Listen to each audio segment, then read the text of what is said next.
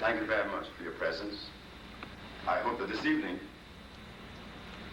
in taking this journey that we're about to take in the area of disease, of pathology, nutrition, of food, that we would make sense. We want to make sense. Above all, we must make sense. It is necessary that we make sense. We don't want to regurgitate words that are loaded, but they never make sense. Like, for instance, nutrition. The word nutrition will be discussed today. We show how genetics dictates our nutrition. Now, this should have been shown to us, ever since we were removed from Africa. This should have been shown to us by our historians and ecclesiasticians. Why does it have to come from an herbalist? From an individual that has no credibility in the community? An individual that's looked upon as a voodoo doctor, as a persona non grata. That is the position that the healer has been placed by today's society. Yet, as we look carefully at our Bible, it says that the herbs is for the healing of the nations. The herbs are for the healing of the nations. In Genesis, in Ezekiel, and Revelation, that you would not make any mistakes in the first, middle, and last. So what is it that could be taking place that if someone comes with an entity that may diametrically oppose the one in existence, but yet equitable, why should that entity be looked upon as something other than complementary? Sister Naima was saying that we cure AIDS. Sure we do. Not only AIDS. It is difficult for us at this point to understand or even to think that AIDS could be cured, and especially by a black man. AIDS is not being cured by a black man. AIDS has not been cured by me. AIDS has been cured by God. You see, we have been playing with philosophy.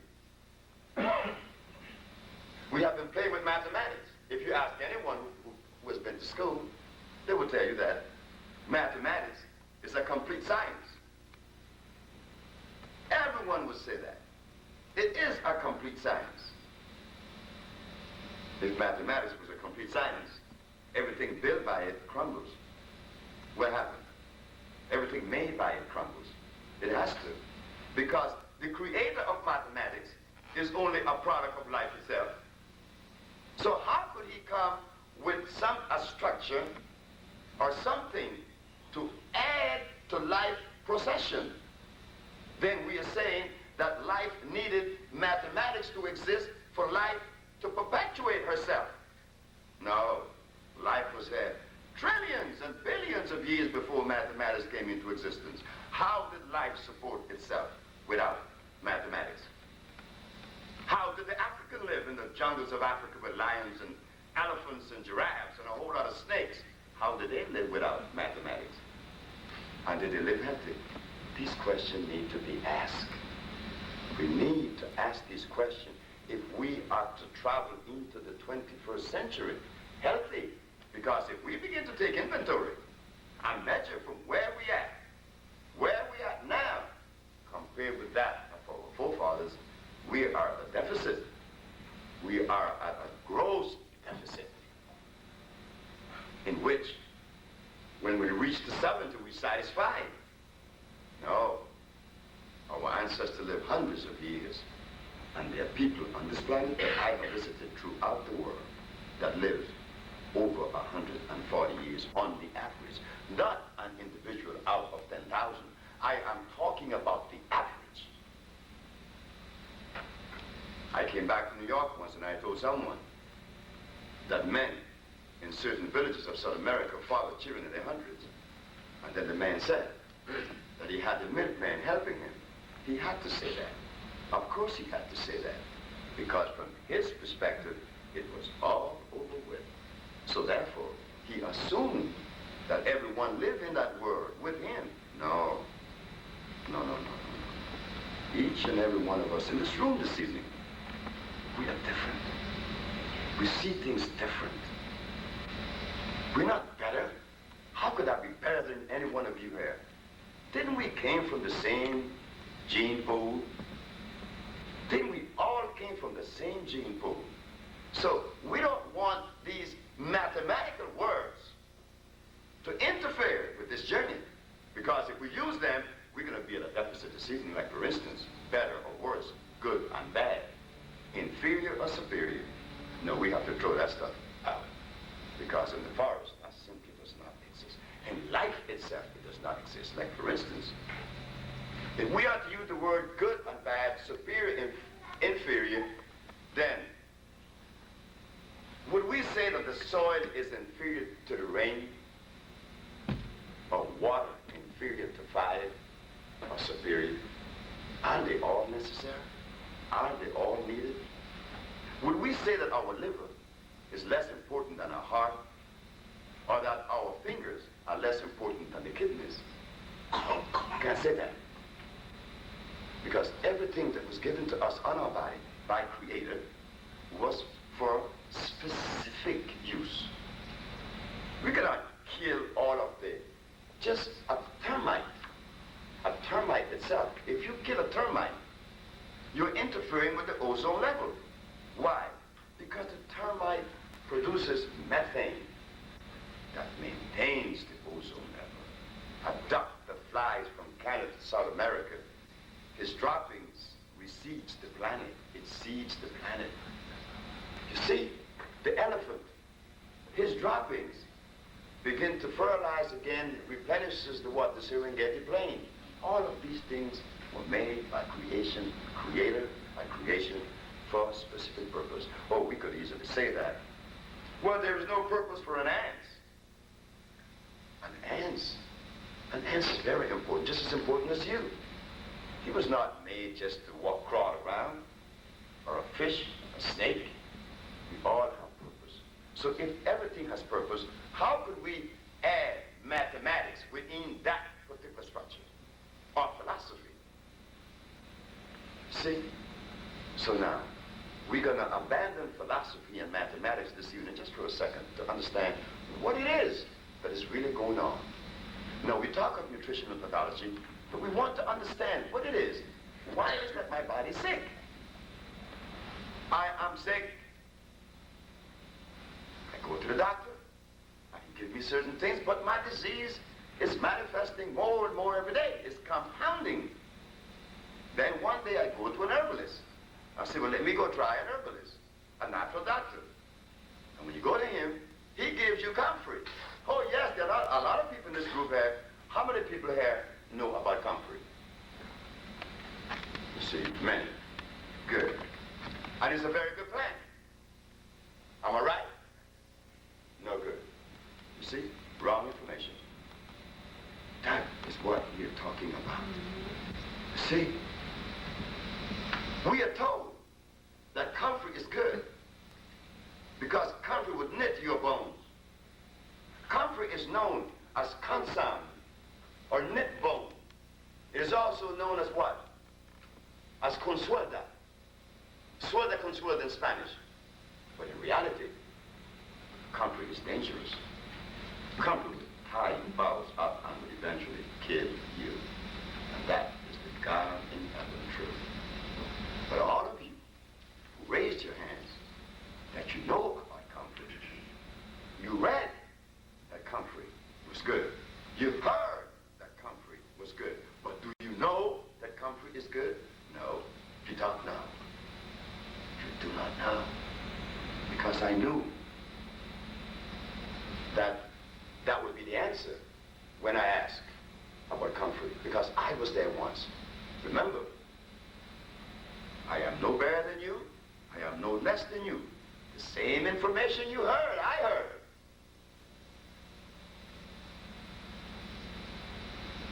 But what happened? I just took myself slightly away from it to see if there could be another perspective. Because the one that I'm noticing just isn't helping anyone. When we get sick, we want someone to heal us. We don't want someone to promise us help, take our money. We want to be healed. Our body's all we have that is really ours. This, God gave us this. You want to be happy. You want to be happy when you get 1,000 years or 100 years. You want to have your eyes and your limbs. See, when you get to 90 and you're not able to go into the bathroom by yourself, you are in trouble. You would be in trouble. When you are 90 and you cannot see, and you need glasses, and your glasses break on you, oh boy, when you're blind. You need every part of you that the Creator gave us. We need it. That when we get older, we want to die healthy. Like most old people die in these villages I'm talking about, they die in their 140, they die in their sleep. But they may have been working that day. And when they go to sleep, they did not wake up. What a beautiful way than to be in a bed for 20 years or to suffer gout, arthritis, arthritic pains are unbearable. Now imagine you have to suffer arthritic pains for 20 years, then die. Oh boy, what a death. I mean, that was a suffering death. So we want to now understand why our bodies are diseased. We have heard so many things about nutrition and disease and pathology and medicine and whatever it is, herbs and whatnot. We want to now begin to open up this Pandora box. And today will be the first leg of this journey. First, we want to understand that since creation, as Creator shows us, as the Creator shows that the herbs are for the healing of the nations, sure. Of course they were, and they are now. This was the substance used as far back as you could go into history. The father of medicine, or the man that was given the title or the credit as being the father of medicine, was Hippocrates. But really, it was Imhotep one way back in Egypt. But you know, because we are humble people, it doesn't matter. We have no ego to defend when the Caucasian claimed that Hippocrates, the father of medicine, many of us knew he was not. But why say anything? Even if you did, so what? The media is against you. That the media was against me. Like the sister said when I was arrested, everybody knew that I was a charlatan because this man claimed that he cured AIDS. This ad was in the newspaper, in the Amsterdam News and the Village Voice. But when I won the case in the Supreme Court, proving that we cure all these diseases, you didn't hear anything about it. Why? Because we do not control the media. It's as simple as that. So Mr. Hippocrates was given the credit. But let us give it to Hippocrates again this evening. He was the father of medicine.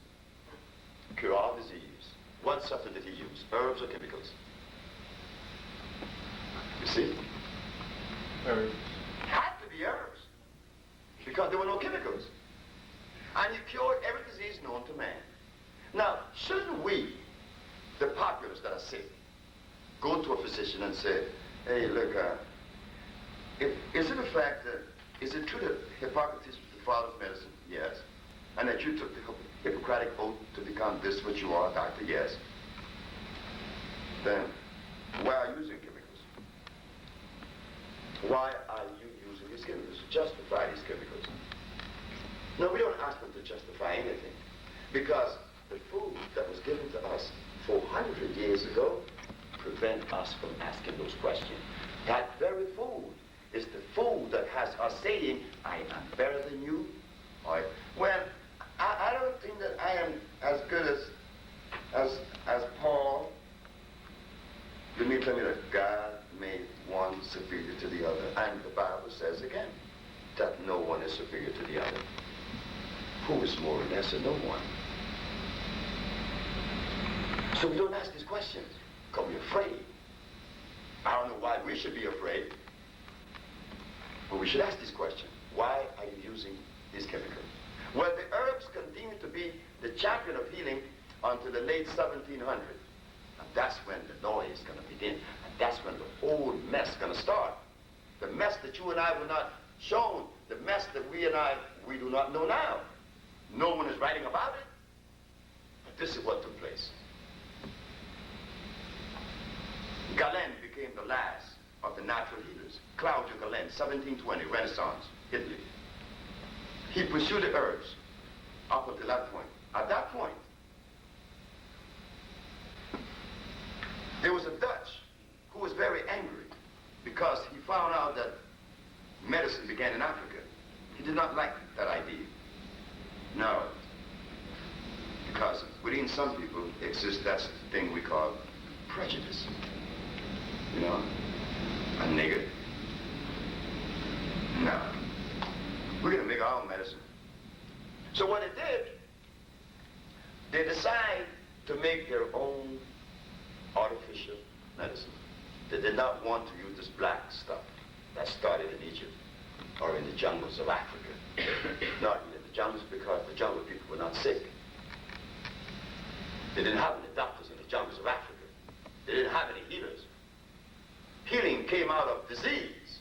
Africa was never disease. That's why the African today is having problem healing themselves because they do not know about this stuff we call disease.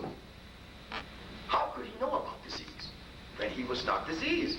When the Creator made us, we made every living species of living things. He gave each one a food that was not shown to us. The books did not mention those things. Because the book across the board write that eggs, bacon, bread, a glass of milk is the proper nutrition. Am I right? In the morning for breakfast. Of course. That goes for black, white, and every other race. Except Chinese, because he just doesn't eat egg for breakfast. But this is a standard breakfast. You understand? This is a standard breakfast. When you go, as I have done so many times, when I go to California and I talk to an anthropologist, I hear him talk about Margaret Mead, Paul Broca. He talks about Sir Phyllis Mettrie. Historians talk about these men too. And I go to New York, I hear the same, another anthropologist talk about the same man as reference. I come to Chicago, I hear the same thing. So I begin to see that we have become molded into one little package and we all behave that same way without investigating it. We look at the styles. Goes the same way. Without questioning. So now the time has come that God is allowing us to ask those questions. Why? Because if we look at the arrangement that God shows us, he shows us this. I put a camel in the desert because he could go up to 3 weeks without drinking water. Take a horse in the desert for 3 weeks without drinking water, he's dead. He cannot live.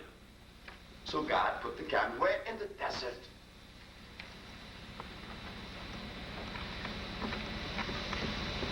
He did not put a gorilla in the desert. No, he put the gorilla where? The jungles, where there's a lot of leaves and bamboo shoots that he could eat. He put the polar bear in Alaska. He put the llama in South America. He didn't put the llama, although he looked like a camel, he did not put that as an animal in the desert. He put him where? In South America, because the climate is consistent with that particular cell group, and the food is there for that cell group.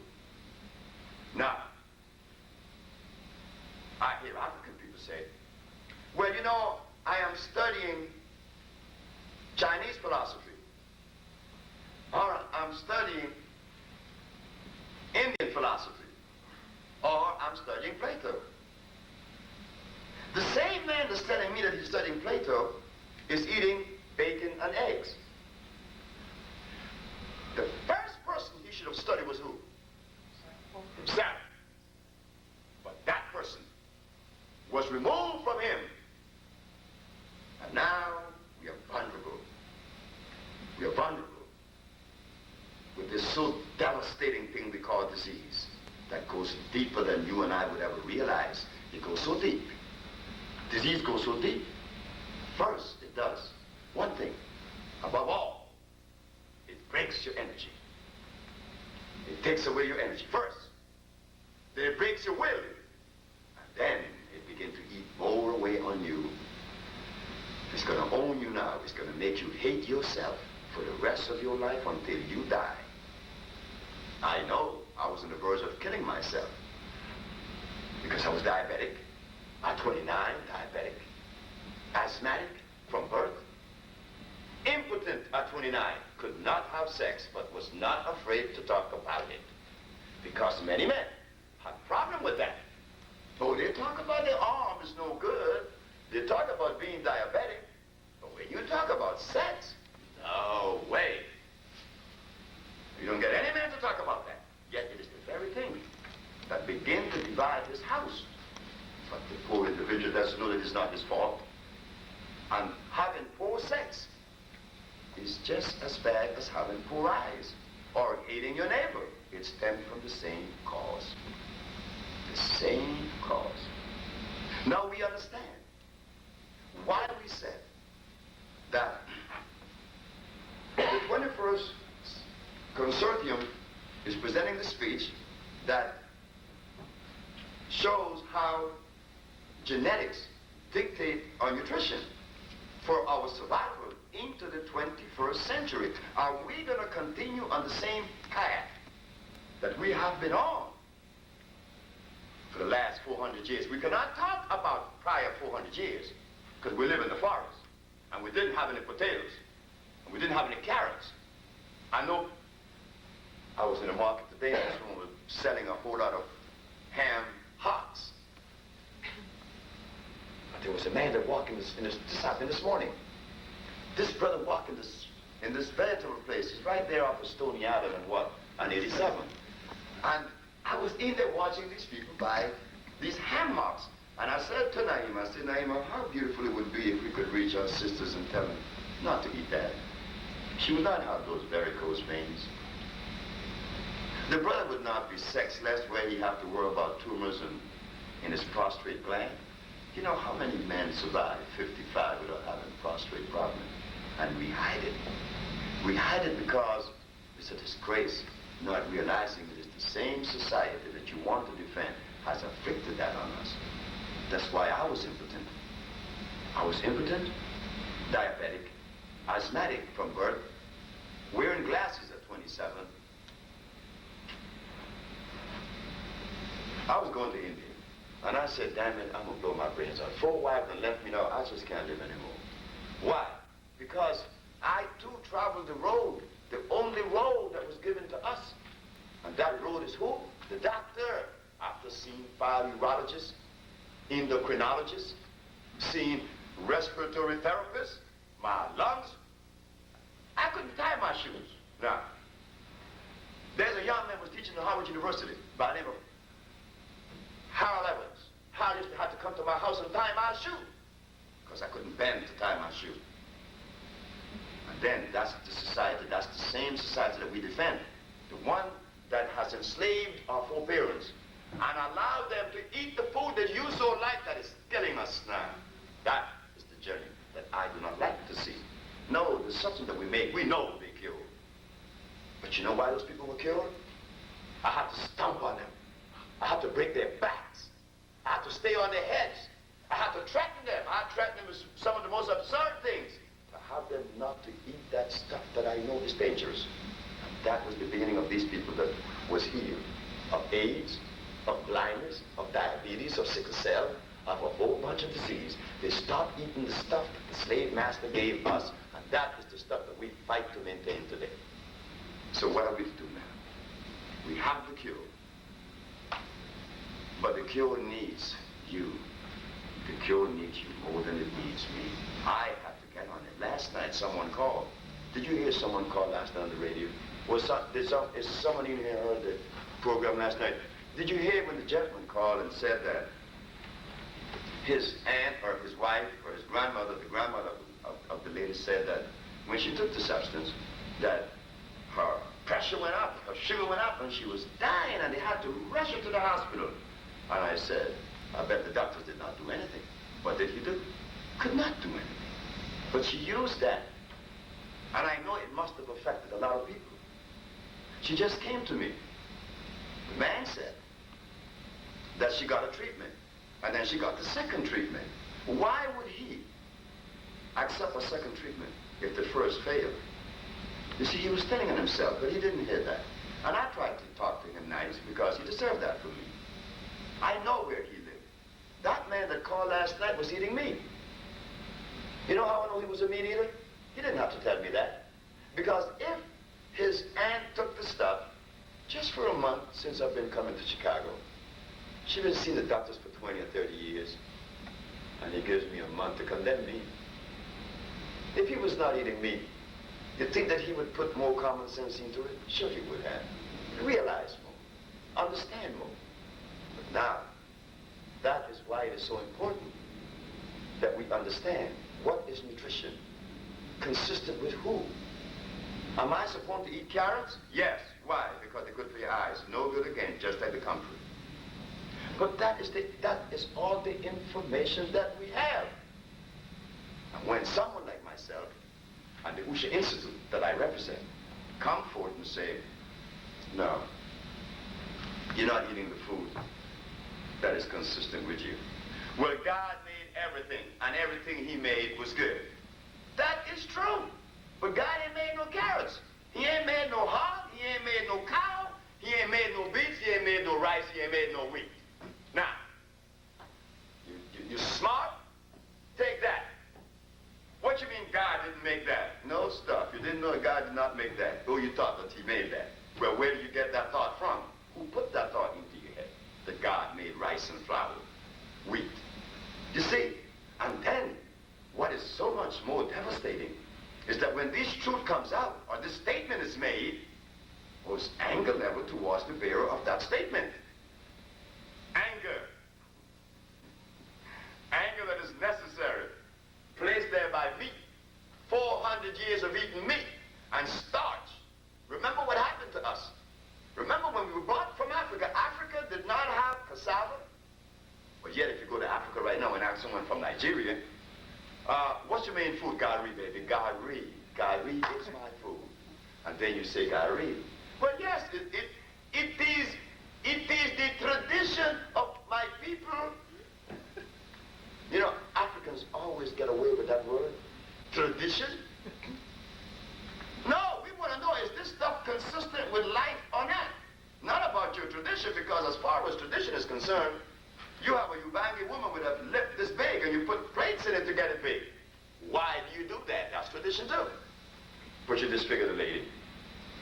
It is the tradition of the people that I was born in Central America to give you the same thing, ham hocks. You know how I felt when my grandmother had ham hocks in her beans? Like we were actually living.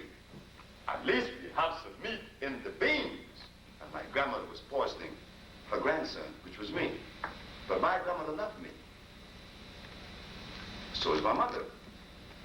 So your mother. So all our mothers. There isn't any black mother that doesn't love her child, even those who are on crack. No. She's on crack because the society placed her there. She has AIDS because the society created the AIDS.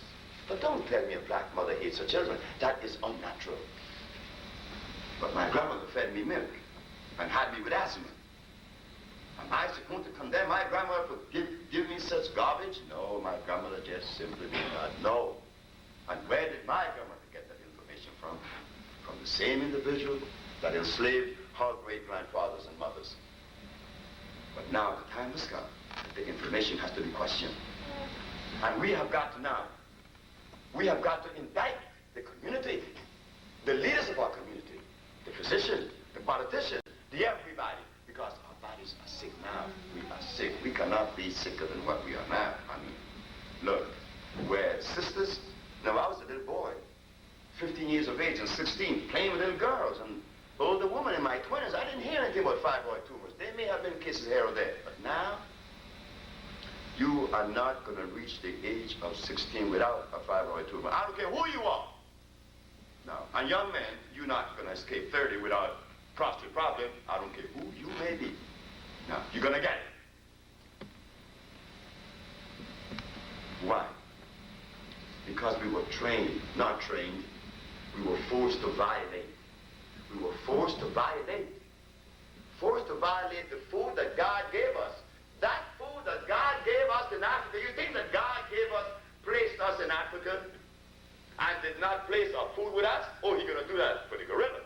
He's going to do that for the polar bear. He's going to do it for every animal but us. What kind of God is that? No, God just doesn't do that. God feeds and supplies everybody with their needs. So what was the food that God gave the black man in Africa? I mean, I can't ask you that question. Because the answer, again, is the answer I get from the Africans. Well, you know, God gave us rice, gari, cassava, sweet potatoes. I said, African, banjo, this food is not African. This food is European. The African did not indulge in hybridization or cross-pollination. You see, the African were a race, and is a race now, totally satisfied with what the Creator gave us. The African did not violate that. We are not guilty of violation. That's why I don't pray to save me from my sins. See, I never was sinful. I never felt that. I do not pray to save my soul from sin. Why? Check it out. Just check it out. Check where God placed me. In Africa. And while I was home, I did not have any alcohol. Did not have any money. I did not have prostitution. Did not have jails. I did not have lawyers and judges. I did not even wear clothes that were so clean. My mind was so clean that my woman didn't need no clothes on her body. Because when I talk to my woman now, do I talk to her vagina or I talk to her eyes? What do you talk to when you talk to another individual in front of you? You talk to eyes, isn't it? So if your head is clean, the person should have no clothes on and you would not see any nakedness. You talk to eyes. That's how clean we were. Now, and then, we had no clothes, wore no clothes, and there were no rapes. There could be no rapes because we were cosmically in tune. We live according to the dictates of life itself. And animals just don't have sex every day. Now, where did we learn this one from? And I remember when I used to get mad at my wife when she didn't give it up. But women just aren't like that. Women are more in tune than we men are. So here we are now, violating. In the middle of violation, and we think that we have to save our soul from sin. Well, I don't have any soul to save from no sin because I lived in Africa exactly the way God placed me with the food that I was supposed to have and everything I needed. And one day, somebody took me away from my godly given home, brought me to another land, fed me garbage, and all of a sudden, I have to save my soul. Now, what sin have I committed for me to save my soul? No, I do not live in fear. I save no soul. I have no soul to save because my soul is always clean. And this is the beginning of healing and understanding. But we don't want to get to that point because we're scared. We have a soul to save us from sin. What sin? I don't know. But we are sinful people now. No, we are sick people now. We're not sinful. We never were sinful. Black people are not sinful. We are sick. We are sick. We are so sick that even after you have cured someone, and I have done this, what I'm about to say, there's a witness in this room that knew that I made the statement. A young man in St. Croix. He used to walk, with, his name is Larry. And I heard Larry talk. I heard his conversation so many times. I decided to heal him for free. Didn't charge me any money. He straightened out. He was happy. Oh, he was telling everyone how he was having sex again. Sure, I wish a man wouldn't be happy. A man in his 60s would be happy if the sex come back. I know I would be. I know I were at 29. So he was happy with me telling everybody in St. Croix about this Dr. Sebi. And one day, for some reason, I got this energy that was funny. I said, Larry, you know something? One day you're going to find the need to kill me. He looked back of him because there was a young man sitting in the back of him, Olu. He looked at Olu and said, Olu, did you hear what Sebi said? That I'm going to find the need to kill him? I said, I'm right. I do not live by philosophy. I live by what I see, not what I hear or read, because I don't read any books. I never read a book in my life. I never will. I live by my eyes. I could see. I don't need anyone to interpret life for me, and then I read that. I have to do the interpreting, because I'm the one that has to live that journey, not you, me. I cannot live your journey. You have to live that.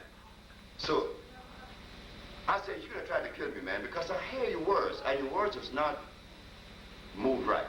They're jerky. I have no friends now. All of my friends doesn't like me. Because when I sit in a company and they eat that food, they know I'm going to say something. But am I not supposed to say something when I know that they're sick? Know that I ate that food with them? This man came one night and borrowed a gun from another individual that died already in Los Angeles, named Barry, and got a 45 to come up my house, came up my house to kill me. And I knew it. It isn't that I'm wise. The herbs help you to see. It's not that I'm wise, because I'm not. I'm not wise, and I'm not strong. I'm not weak either, because I do not live by these mathematical equations or these structures, good, bad. The quantum theory. It is the quantum theory that brought us this medicine. It's the quantum theory that prevents us from seeing how genetics is responsible for our nutrition and how it dictates. Quantum theory. So understanding now that God placed every animal in every geography with a temperature, with an environment that is consistent with that group cell, that cell group, to maintain life, that you cannot take a polar bear. I mean, if you think you're smart, check this one out. Go to Africa and place yourself in the Serengeti plain in the month of August, and under an acacia tree is sitting a polar bear.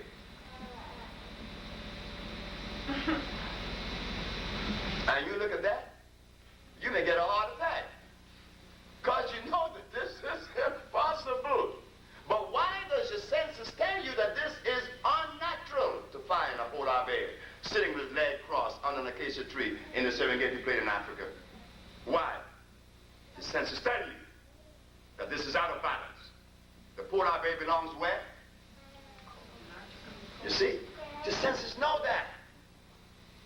So we have to put our senses back into all aspects of life to help us to decipher this particular problem that we are faced with, because we are sick.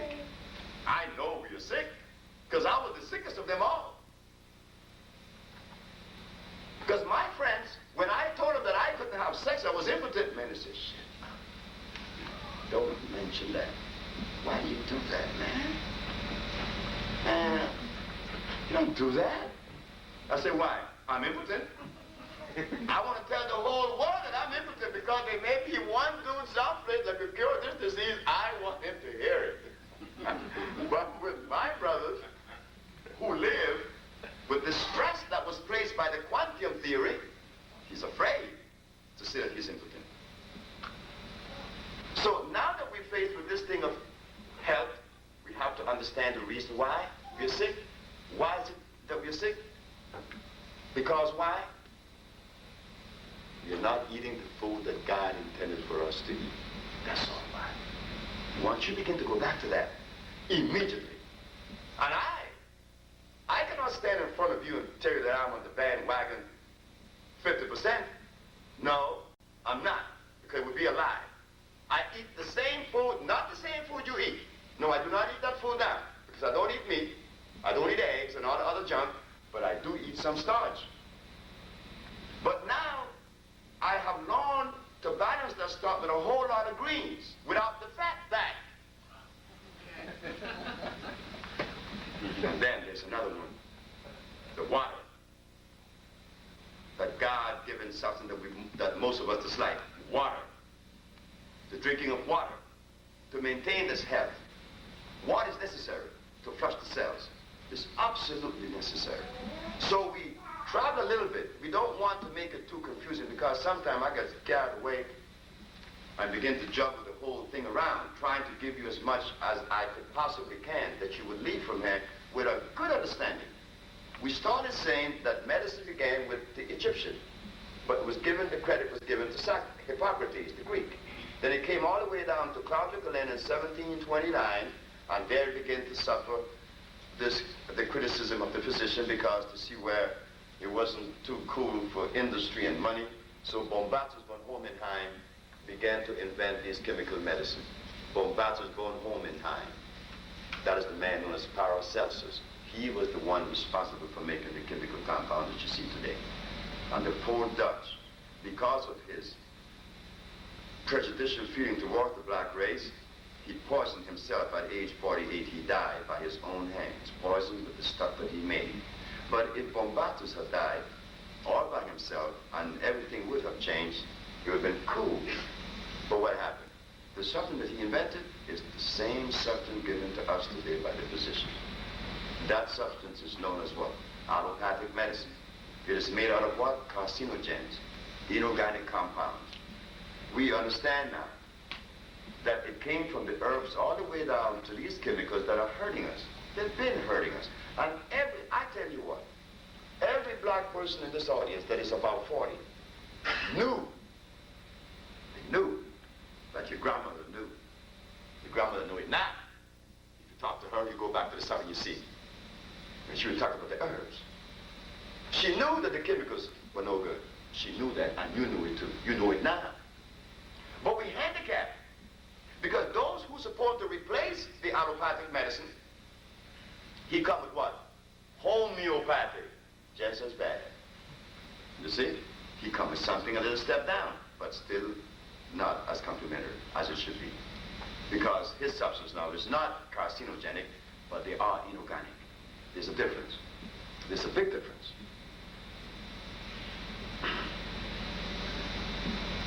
The doctor uses chemicals that would hurt you and eat you up.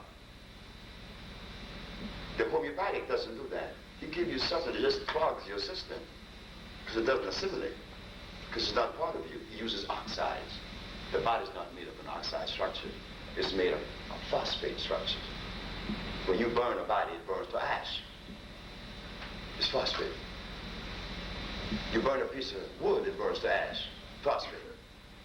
So the substance that needs to be used would necessarily be phosphate. But within the phosphate environment, you have some artificial one, like the comfrey we mentioned. Why comfrey is dangerous? Because it wasn't made by creation.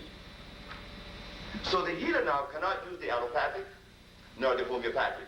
He has to use what? The natural. The natural.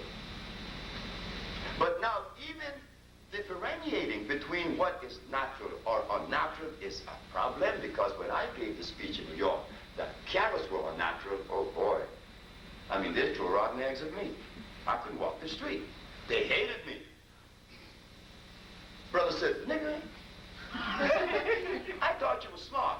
But up until that point, when you said that carrots were artificial, man, I have no respect for you. I said, but you have a right to say that.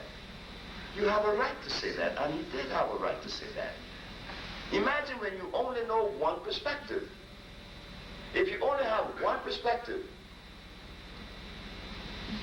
how are we capable of scrutinizing the one perspective? You only have one. You have to have another to make a comparison. Am I right? It's like a husband. You were married twice, you become compared to a man before the one you just didn't have now. Because you had one first. You could tell the difference. But you only have one all your life. You know what another man was like, could be like. And his life, you only had one. which is good in the case of matrimony. But in the case of this thing we call pathology nutrition, maybe we can't use that now. This want that exists, we have to question, because we know that our health has been dwindling since the slave were brought. When the slave were brought, do you see any fat slaves in those blacks? You don't see no fat slaves. They were black, strong as hell. Now we all kind of shades. They have hybrid us. We are hybrid now. Mixed with white people, weakened down. Now our bodies are sick, and we want to strengthen it again. But we hear a whole bunch of stuff as far as nutrition. So you came here today hoping to hear something better, something different, something different. You want to hear that. Because, we have diets upon diets, and different kinds of diets. We have the Bahamian diet. We have they have the Bermudian diet. Now, do you know about that one? The Bermudian diet is out. The base is soybean, the same as the Bahamian. Soybean base, which is going to eat the linings of your reproductive organs out and obstruct your passage in your bronchial tube, because it is artificial. And our brother showed us that. George Washington Carver showed us that he made plastic from soybean. Sure he did. That was one of his inventions. He made plastic from soybeans. And now we feel that from the same source of plastic we get nutrition. Is that consistent? From the same source that you make plastic, you get food? No, something is grossly inconsistent here. Again, but because we did not have the other perspective, we could not see. That's why everyone raised their hand that country was good. When it was not good. It is not good. So the herbalists, like myself, understanding that to cure someone properly and quick as possible, we have to take them back to the food that was created for them. You all will rebel, like the man in St. Croix. The man came to me because he had diabetes. I said, don't feed the man the starch anymore. Please don't do that. It's no good for him. I say he's impotent, and you don't like that, because you're a woman. So don't feed him the stuff that's going to perpetuate this thing. I said, put a salad in the stable. I'm going to come and visit you at noon to see how you're going to react. And I was in the back. And his wife said, no, he said, honey, hurry up with the food. She said, but it's on the table. Honey, the food is not on the table yet. Get the food. I put the food on the table. No, it's not. The only thing on the table is some salads. I want my food. Hurry up, girl. I know I have a certain time to stay here. And he went into a rage. Try it and you see. Try it yourself if you're married. You try it on a Saturday evening or a Sunday afternoon when this man expects some chicken and mashed potatoes on the table and some collard greens with fat back in it, and you put a big side on there for him, and he's going to look at you and say, you must be jiving. You see? And then we talk about the cocaine addict. The cocaine user is not an addict. I know he's not. I should know. I was one. And I love using cocaine. While I was using it, it was nice. Because my friends said it was nice. And it was very fashionable because we were the elite. We used coke. We were smoking the grass. We used coke. What you mean? What's wrong with this man? But I stopped that many years ago. But I still eat some starch. So tell me about addiction. So why not use the coke? Stop the starch. The starch user is the addict. But we were made addicts. We were made addicts because the food that was consistent with our forebears was left in Africa, and that was the very thing that the Supreme Court of the United States could not deny me from manufacturing the compounds that you know now as the fig tree product. The judge asked, why the Usha Research Institute products? Why the African biomineral balance? When there are already many diets and programs out. I said the reason why the African biomineral balance is so necessary is because when they removed the Africans from Africa, they did not bring our food with us. It's like taking a gorilla from Africa, man, and placing him in a zoo and feeding him carrots and lettuce. Gorillas don't eat carrots nor lettuce. He eats bamboo shoots and berries in the forests of Africa. All of a sudden, because you remove him from his home, put him in a zoo, you're going to feed him what is convenient. And this is the very food that we are eating, a convenient food. The one that is so accessible, the one that is so cheap, but the one that is so devastating that our brothers now are suffering impotence, I said. Our sisters, she suffers impotence too. Oh, don't think that just men suffer impotence. I know women in their 20s don't want to have no sex. Their reproductive organ is so jammed up, they don't even want to think of sex, can't even do it. Why? Because of the food that was removed from us? Yes. The African biomineral balance is necessary because the food that was consistent with us in Africa, we don't even know it now. None of you had know it, including me. What I did with the Usha Institute, what we have done, was to find the plants that contain the amount of electricity that would begin the regeneration of cells and give you energy. So we had to go to the tropics to find those herbs, because we came from where? We came from the temperate region or the tropics. We came from the tropics. We went to the tropics. Go to the tropics all the time and get these herbs, high in alkaline, give them to you. In 5 minutes, you're telling me how good you feel already. Sure. It wasn't that we were wise either doing that. It's just that we made a decision that was consistent cosmically. Don't deviate from the cosmic. The cosmic is God's creation. When you interfere with that, you interfere with your life, not the life of God. God don't care what you eat. You could eat and die. He still live. But if you want to live, you have to be obedient to that particular cosmic arrangement. But we are not doing that. We're eating comfort, thinking it's good. We're eating carrot, it's good. Peppermint. Oh, we drink peppermint tea. Sure, I like peppermint. It's very delicious. It's very good for you. Peppermint is very good for you. For what? I don't know. Because it's artificial. It would freeze your brain. But it says that they have food storage. So what do we do now? So how do you think they see me? I mean, I just came back from England from talking to some people. They were happy. Oh, they were happy to see me. In fact, we go into England to open a place. And we will be successful. Why? Because the herbs are the #1 agent of healing in England. Why? Because the Queen says so and she used herbs. But in America, no. In America, the white man made sure you talking about herbs, you go to jail. And if you win the case in jail, you're going to label you as a voodoo man. Do you do voodoo? They ask me the question all the time. It is impossible for a black man to be equitable unless he's indulging in voodoo.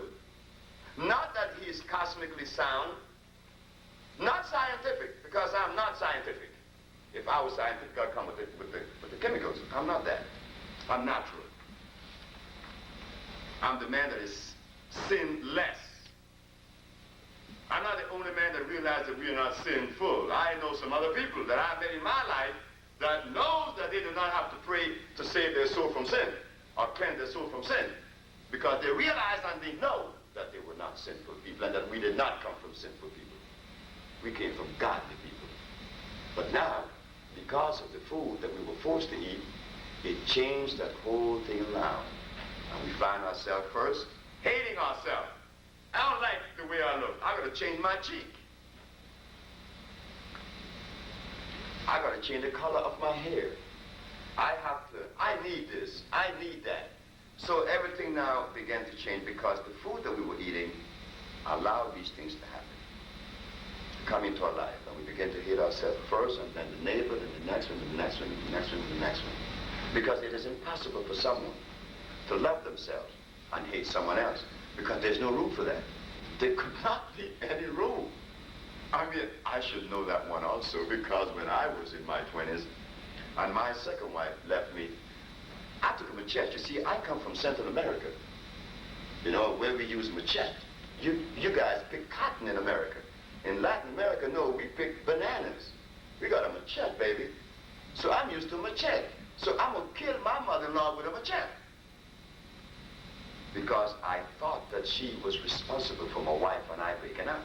And nobody could show me the difference. But I couldn't see any difference. Why? Because the meat was helping me to see the stuff. And oh my God, I suffered the greatest embarrassment of my life. Because 7 years later, I was healed. Because when Melvin left me, I decided to see the healer approximately a year later. And by the second year of my life, I was just as virile. I lost 89 pounds. And I was feeling good, and I was looking good, and I felt so healthy, I felt so good. So I sit quietly one day, and who came to my thoughts? Clara. Why Clara? Because Clara is the name of my mother-in-law, the one that I wanted to kill, the one that if I get with that one, I'd chop the leg off, at least, or an ear. At least I'd bite an ear off, you know, I had to get something. So after these 7 years had gone by, I thought about Clara. And then I thought about her birthday. And I bought a television. An Emerson television. I seen it. And I took to her. And she looked at me at the door. She said, "What's wrong with you?" I said, "Well, I don't know. Something happened." Then she looked at me. She said, "You lost weight." I said, "Yes." "Well, your wife was married." I said, "Well, that's fine. I'm glad that she's married. I hope that she's doing well." This man has changed here. "Are you all right?" I said, "Yes." "You look different." I said, "Well, I told the story about the mental healing in Mexico." I said, "But to cut a long story short," I said, "Here's a television. I want you to have. I want you to have this. This is your birthday. I know it's your birthday today." And we both cried. Because, see, disease, how you doing some stupidity. Like living in a house with the same woman and not speak to her for 17 years. I know cases like that. Disease, that's that. It happened right in the West Indies. I paid a man to live in the same with his wife for 17 years, did not say a word to her. But as soon as his diabetes left and his penis started getting hard and his back wasn't hurting, he tells me, he said, "Hey, go knock on that window and tell that lady that I love her." I said, "Charles, you did not hire me to go and mediate between you and your wife. You hired me to heal your body." I said, "Look, man, I want you to do me a favor. Go tell the woman I love her because she lived there, and, you know, you run the story down to me." But it was his disease, wasn't the woman. He said, "Tell you what, I'll go with you." And we both go together. So I went together with Charles. And I knocked on the woman's door. And she opened it half. You know, it was a door that opened, you know, these doors that open. Dutch door. Yes, one half and other half. She opened the top half. She said, "Hi." But when she opened the top half, he was behind it. But she didn't know. So I'm standing there. She said, "Hi." I said, "Hi." But I've been going to the house for 6 months, dealing with this man. I've not seen this woman. I have not seen this woman. She says, "Oh, I know who you are." Like all women, they know everything, and which is a fact. That's not saying it facetiously. Woman knows everything. We men think you guys don't know, but that's a lie. I know different. Woman knows everything. So this woman said to me, "I know who you are. You're that healer that come from St. Croix." I said, "Yes, ma'am." "Well, I tell you what, Charles is doing good, and I know he's doing good because he's in the yard, he's watering the lawn, he's doing this, he's doing that, and he looks good." I said, "Man, Charles is standing right behind this window." "Oh, he has something to tell you." "Oh, yeah?" Like a woman, she came out and stood right in front of Charles. "Hi, Charles. Been 17 years you spoke to me, Charles. How come today?" I said, "Oh, God." I mean, that kind of punishment I don't want. I don't ever want a woman to talk to me like that. I mean, that's embarrassment. That's utter embarrassment. He said, he played with his fingers. And she's standing there, "Well." "Well, I just want to tell you that I love you." "Well, I know that. You were just sick, boy." Hey, she hugged him. I mean, this was the most beautiful thing that I've seen in my healing journey. Because he then told me, "I want you to heal her because she has some very close veins. Her sugar was kind of high, but she was not as bad. Her pressure was kind of high, and she was a little bit too heavy. Look, in a year time, she was slim and nice and he was strong. They went on a honeymoon on one of these Norwegian trips. Now tell me about disease. Remember when I got there, he had diabetes. He was impotent, had gout. Oh, forgot about the gout. The gout was eating him up. That's right. Now here this man with gout, diabetes, and a whole bunch of other stuff, living in the front part of the house, and the woman in the back, and he did not speak to her. Why? Do you think he didn't love her? Sure he did. But his disease preventing him from letting go, from reaching out and hugging. You know the hug? I mean, I need love. I love love. I love a whole lot of it. The more I get, the better I feel. So in order for me to be a recipient of this love that I so like and need, am I not supposed to be a giver of it too? I mean, that is how simple it is. I mean, that's the love that I expect from each and every person that I meet, because that is all I have to give. But when I was eating meat, and I had my diabetes, and I was wearing my glasses and was impotent, I didn't like nobody. I couldn't like you or anyone else because I didn't like me.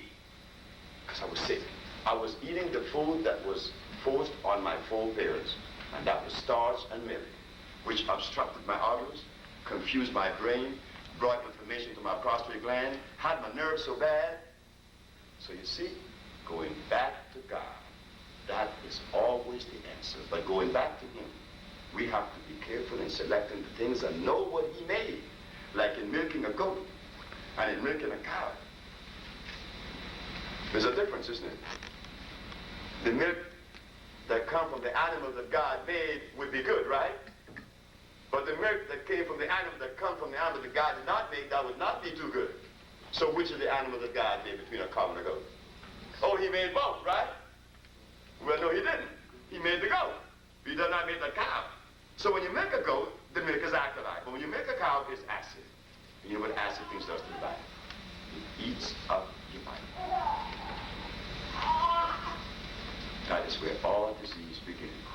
Erosion, mucus in the body, because we're not eating the food designed for us. So, we begin to see now, it begins slightly with a headache at 16. Oh boy, these violent headaches, you know, when you're 16, and you get this pain, it begins then. And then you begin to get fevers at night. Then you begin to feel pains. And around in your 20s, you begin to have these fibroid tumors. The doctor said, you have it. You know, you have some fibroids there, but you don't bother them, they don't bother you. Now, how could something inside of you that doesn't belong would not bother you and not grow in you? Doesn't make sense. Doesn't make sense, but we accept this. So for us to give this planet what we were designed to give the planet, we have to do what? Heal ourselves by returning to the food of our fathers. But we're not going to do it with one leap, one jump, one act, because that is a violation of life too. The sun rises gradually. Everything moves gradually. A baby sucks his mother's nip. Gradually, he sucks more and more until one day he sucks maybe for half an hour. And when he weans gradually also. So we have to now find a means to wean away from this food that we call, this stuff we call food. Because we're sick. We're impotent. We're going blind. We're diabetics. We got bad nerves. And we have short patience. And the one ingredient that is so missing for this journey to be understood and accepted is the thing that I said I like, which is love. But it is not the word itself. It is that electrical communication that is between you and that other person or everybody besides yourself. But to be able to reach there, to accomplish that place that you want to be comfortable with, you have to provide yourself the environment inside of yourself. And that environment could not be provided by eating meat. Just cannot. It's impossible. Love leave.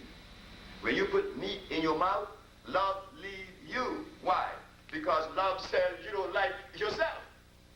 Because this stuff was not designed for you to eat. Your body was not designed to consume meat or milk or cheese or butter or eggs. So love leaves. And leave you hanging. Hating yourself and everybody else. And everybody's going to start hating you. But as soon as you get off of it, you find that love enters. And everybody see you now. Just smile. Like I remember living in Honduras as a little boy. There was a man that used to always pass cursing on some very nasty words, but we got used to his nasty words, cursing everybody. And everybody just get away from it. And one day, he stopped cursing, and he was clean. Something happened. He got a wife, And everybody would walk up to him and ask him, how did he do it? But everybody still loved him. They would stay away from him, though, but now they would go to him because it would become a magnet. So for us to journey into the 21st century at the same pace that we are on now, where there will be no black folks in the next 10, 20 years, to see the 21st century, because they have predicted AIDS is devastating and many other diseases plus the nutrition.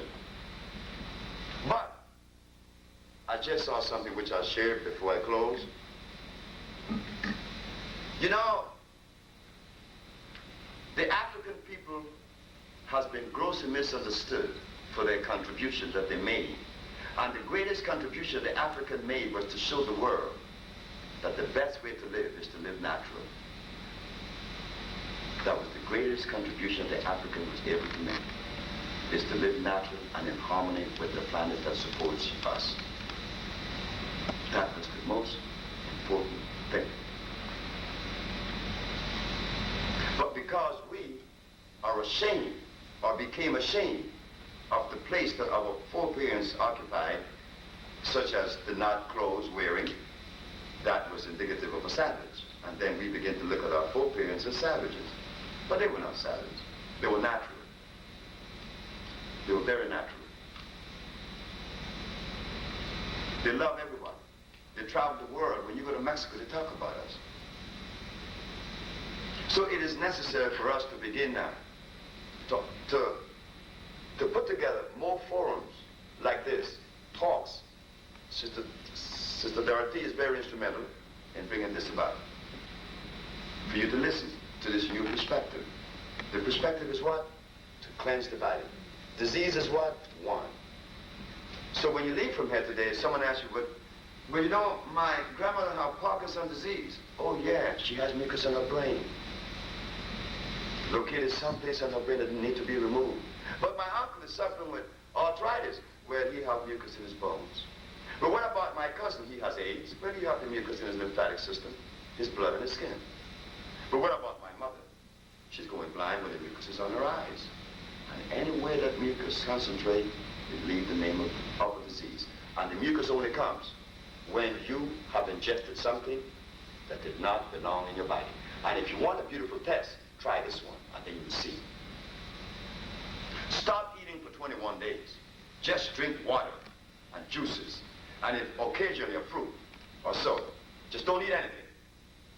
At the ending of 21 days, you're going to feel very good. You're going to feel very healthy and strong and light. And then you go and sit in front of some fat bag and a glass of milk, and you're going to be sneezing, and your nose is going to get tight. In fact, many of you sitting in here, noses get tight already. I could sit all the way from here and hear that little baby with mucus in his chest.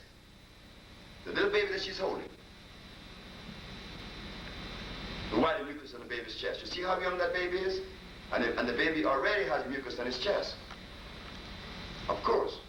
Now imagine that baby holding that mucus in his chest without someone reaching out to really help that baby. That mucus would be there until time immemorial, eating away the lining of his chest, his bronchial tubes, his lungs. And then one day the baby get a fever, then the baby get pneumonia, then the baby passes because someone did not come in time to really help the baby because they did not know what was going on. That's all disease, mucus. The only reason why I knew that I could cure AIDS, it wasn't because I knew and I set out to cure AIDS. No, I did not set out to cure the AIDS or any disease. None of the Wisher Institute.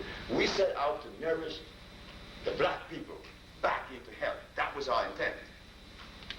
Because we noticed that the black race was suffering more than any other race in the area of nutrition. When I went to Africa, I got scared. I got scared as hell. I got scared. I don't want to go back to Africa right now. I mean, I do not want to go close to Africa right now because tears comes out my eyes. When I went to Africa, and then I saw heads of state that invited me because Dr.Sebi is known all over the world. So these heads of states invited me, and what are they going to eat at the dinner table? Bush rat. Bush rat and gari. There were no vegetables on the table, and I'm looking at this, and this is the very man to America, that came to America in the early 60s, in the early 50s, that I remember us saying, oh, I have a friend and he's an African, he's a real African. He ain't from here. He's different. I heard sisters say, I'm not married no nigga from here, I'm married an African, I'm married a foreigner. That African had more starch in his brain than you would ever imagine. All of the invention in the world came from the head of the black man of America, not the African. Not the Central American like me, it came from you. So it is time for us to begin to explore the possibilities of us identifying the beauty in every group. The African has the answer, because he has the soil. The black man of America has the brain. The Caribbean, he could be supported. And it's all over with. So what's happening here? Here we are, the Usha Institute, curing AIDS. You mean to tell me that we're going to suffer the same fate that the others before us suffered, such as George Washington Carver, invented 1,500 agricultural products and appealed to his race, and they denied him? He had to sell his formula to Henry Ford for $100,000. Mr. Charles Drew, he was the inventor of blood plasma. He died needing blood. Now here we are curing AIDS and recorded curing sickle cell. We called the Sickle Cell Research Foundation in Detroit and talked to Dr. Whitney and said to him, Dr. Whitney, we feel that we could help you in an area that is really hurting the black race. And what area is that? I said sickle cell. We cure sickle cell. The man said, I'm not interested in your cures for sickle cell, and slammed the phone down in my face. I went to Howard University. You know, all of us black people hold Howard very high in the scholastic field. Howard University. So what happened? I went there, and they directed me to one man known as Castro, Dr. Castro, because he's head of hematology. I said, Dr. Castro, we cure sickle cell. We want to help. Black children doesn't have to suffer sickle cell anymore. He said, have you written a book? I said, no, I've never written any books. Well, how would I be able to scrutinize your premise if I do not have written material in front of me? I say mathematically, you're right. But I do not live a mathematical life. Have you written a book? He said, yes, I've written several. Do you cure AIDS? No. Do you cure sickle cell? He said, no. I said, well, there you got it. What does writing a book have anything to do with curing sickle cell? I can see. My cure does not come because I'm able to scrutinize the philosophy of others before me, because if I had done so, I would be a victim and a recipient of the philosophy that they established as truth. But I had to deviate to another one. And for your information, Mr. Castro, I come with a black perspective. Totally black perspective. Because that's all I know. I know nothing about no Jews. I know nothing about no Japanese or Chinese. I know nothing about Greeks. But about my mama, I know something. It is her and her alone I should know about, not the philosophy of another. And because we accepted the philosophy of another, we missed the boat. The food that was consistent to keep us healthy. True time immemorial was removed, and we didn't know. We had no idea. And every time we go to see a doctor, the disease would come back. But he too didn't know that the food was doing this detriment. Because the lady that came to me in Detroit just recently, 82 years of age, was crying one day because her doctor died the week before she saw me, and the doctor was only 62 years of age. She was crying because she was scared. If this doctor died, and she's older than him, what was it that he was giving her that he could not give his own self and save his own life? If he could not save his life, what was he doing to her? And that's why the lady was scared. Did it work? Sure it did. So we want to now make sense. Because I'm going to ask, there will be a period of some questions and answers in a minute, and I want you to ask the question that you always wanted to ask. I mean, I, myself, I'm now 55, but I still feel 14. When young men in their 20s tell me, sir, I feel undeserving of that, because I still have the same feeling inside of me I had at 15. Which means there is not a person in this room that I do not give my love and respect to. I was never a disobedient child. I'm not disobedient now. I was sick once, full of hate and rage, but I got rid of that right quick.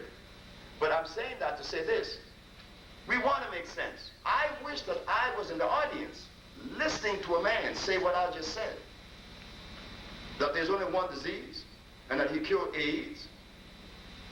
I mean, I wish I was in the audience, listening to a man. Unfortunately for me, I became the man I want to hear. I became the man I want to listen to. And maybe that's the fact. Maybe that's the truth too. But I don't want to be the man sitting in front of you. I want to be in the audience. Because I want to hear what this man sounds like. I want to see what I would do for him. What I could possibly do to help this man. Because if I'm your brother. I am your brother. The Ocean Research Institute represents you. And we claim to cure all these diseases, and we do not in any way deserve your cooperation. Sure we do. We need you. Yes, we cure these diseases, and we do these things so easy. Easy because we are able to remove you from the food that was totally inconsistent with your journey, your cosmic journey, your ecclesiastical journey. My brother was a preacher. He just died last year. People in this audience met my brother. My brother did not like me too well because he said I didn't go to church. No, I don't go to church. But that has nothing to do with my relationship with God. My relationship with God is direct with God and me. No middleman. I don't remember God hearing saying to anyone to be a middleman. That's in business. And that middleman can't help you, and no preacher can save your life. You have to be the sacrifice.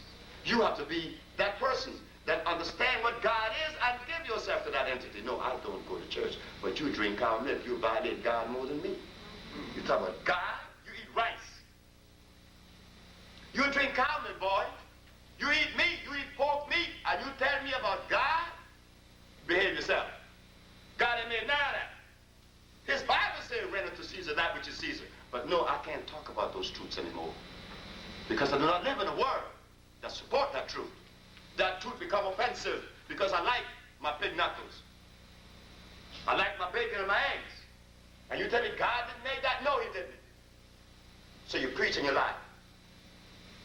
And he died. He died with a fungus on his brain. And then refused God's medicine. Well, that wasn't strange to me. All preachers refuse God's medicine. Everyone. And this is why we are sick, because we use the preachers as our shepherd. Fine, you are my shepherd. Where are you leading me? Where are you leading me? Now, let us not feel offended this evening because I'm up to my neck with this thing of having to make excuses for people, the preacher. Now, he does not use God's medicine. He does not eat God's food. What is he doing? And what is he doing to us who believe that he's on the path of righteousness? I mean, the only man that came to us telling us to stop eating the stuff was Elijah Muhammad. Elijah Muhammad, the only man out there saying, don't eat this. Everybody else was eating everything, and all of a sudden they eat pork, they eat chillings, and I'm spiritual.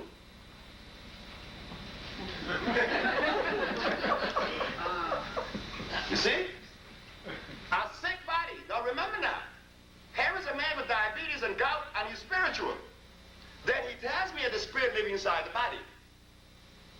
The spirit is living inside of a sick body. Is the spirit sick or clean? Inside of a sick body. Now that is nice. I would like for you to break that equation down after there's a question and answer period. Because we want to hear this one. How could a clean spirit live inside of a sick body? We're going to hear this one today, because this one's going to be new. So we want to now understand that one of the most important things is for us to realize that we're not going to cover this lie and get by with it. In other words, for us to be healthy, we have to return to the base. We are lost between A and B. But when you're lost between A and B in the journey, what do? You go back to A and rechart your course, providing you get back. Because sometimes the road is tedious. Like the gentleman said, that comfort was good. They got away from the meat and the chemicals and used the comfort. Just as bad or worse. I just got a message just day before yesterday, before coming here. I was in Puerto Rico. And there was a woman in St. Martin by the name of Grace Richardson. She saw me heal a lot of people there with these compounds that were healed. She decided to undermine me. And tried to undermine me because many people think that I'm not as smart as I should be. Many people think I'm stupid, that I just locked up on these herbs. So they tried to do them themselves. So she decided to do it. She poisoned herself and she died 3 months ago and I didn't know. Me and my son was out walking and we heard the news. Another young lady, this is a white lady. She's from Los Angeles, from Long Beach. No, she's not from Los Angeles, from Long Beach. She came around me and saw me do all kind of stuff, and then she decided to take upon herself to heal. Healing isn't something that you want to do. I didn't want to be a healer. I mean, I was having a ball being simply me. I mean, I don't want to be anything else but me. I mean, I think that the most joyful thing in this world is me being me. I mean, I could walk bare, skinny. I could have no clothes on for the rest of my life. I would love Sebi, because I love Sebi. And I didn't go to school. I didn't read books. I'm the most unprepared individual in the world for this particular position, so why did God choose me? This is the one that really puzzles me. Why? Because remember now, I didn't choose my position. We all in here would agree that God selects you. Everything happened only through God. This is what you tell me, this is what it is. So you think that I placed myself here on my own? Look, I came from a little woman, or two women that washed clothes. That didn't have any money to buy no shoes to send me to school. Then I had to work at 11 in a dairy farm. Then I had to leave there and go work in a department store. Then I had to leave and went to Brazil. Still haven't been to school. Didn't read no books. Then came as a merchant seaman and left that into box making in California. And all of a sudden, I work for the county as a steam engineer and I'm here as a healer. Now, put that into your pipe and smoke that. You think that I could have really tailored that? I would have to be crazy. I mean, I didn't see myself standing in front of an audience of people talking about I cure AIDS. No way. So why am I here? Because it was divinely put together.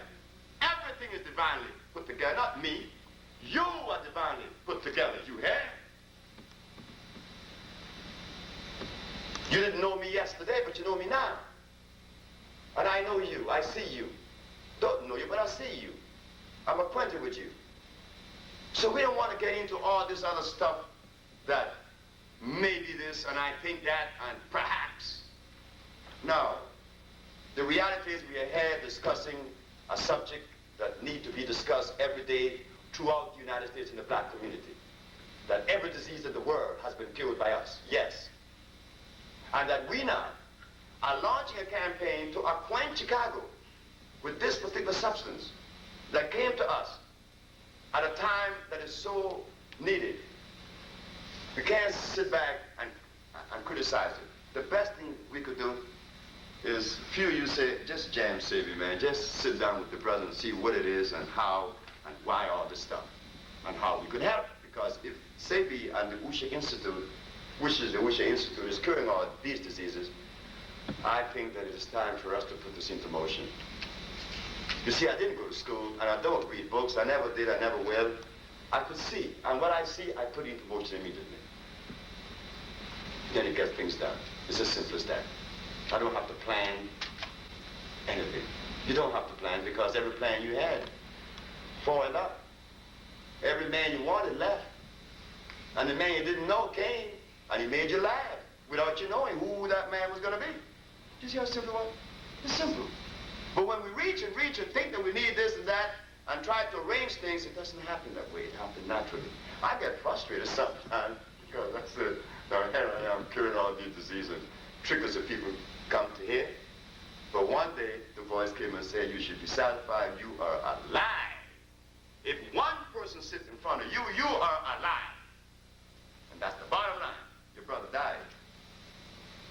And you should be happy that you see God in the manner in which you see God. Because when I go to church, I mean, I see everybody in there tell me, praise the Lord, but they all have diabetes and swollen ankles. See what's going on here? I mean, what is going on? You mean to tell me that God can allow these people to be sick and they pray to him? No. It wasn't God's fault. It's that they were misled. And they're eating food that brings about pain because God is merciful and kind. God is just. God is love.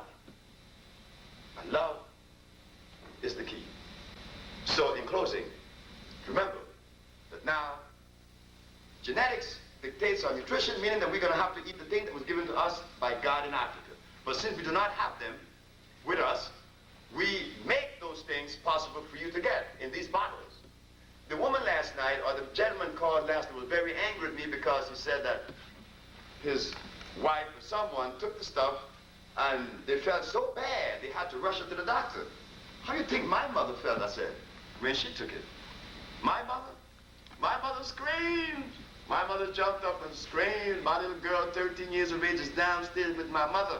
She would not call her mother upstairs. She called me all the way from Puerto Rico to New York. 1 o'clock in the morning. Daddy, Grandma is in a bad way. She's crying. Her heart is beating fast. And she looks very, very, very, very bad. But I know she's going through cleansing, and I'm not going to call Mommy. I just got to tell you that grandmother is happening. This is what's happening to grandmother. I said, thank you, Usha. Give us some water. Usha gave us some water, gave us some water, gave us some water, gave us some water. My mother, she's in Honduras right now, healthy. But we have to fight with this 74-year-old woman. Oh, was it her fault? No. My mother was eating stuff that was bad for her for 73 years. Oh, God. Now, her son had to take it out.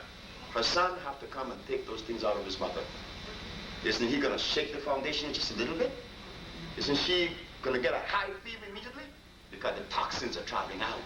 But the man last night was not like my 13-year-old daughter that understood, that could see. It's about seeing, not about reading books. Because when I was 8, Richard tricked me with a book. Richard knew that I didn't go to school. So there was a book with this cow jumping over this moon. He said, you see, a cow could jump over the moon. I said, Richard, look across the street. You see the cow behind the fence? That cow could not jump across the fence. But it's in the book. Carrots are good for your eyes. They contain vitamin A. But in reality, it has starch. And starch is converted in the body into carbonic acid.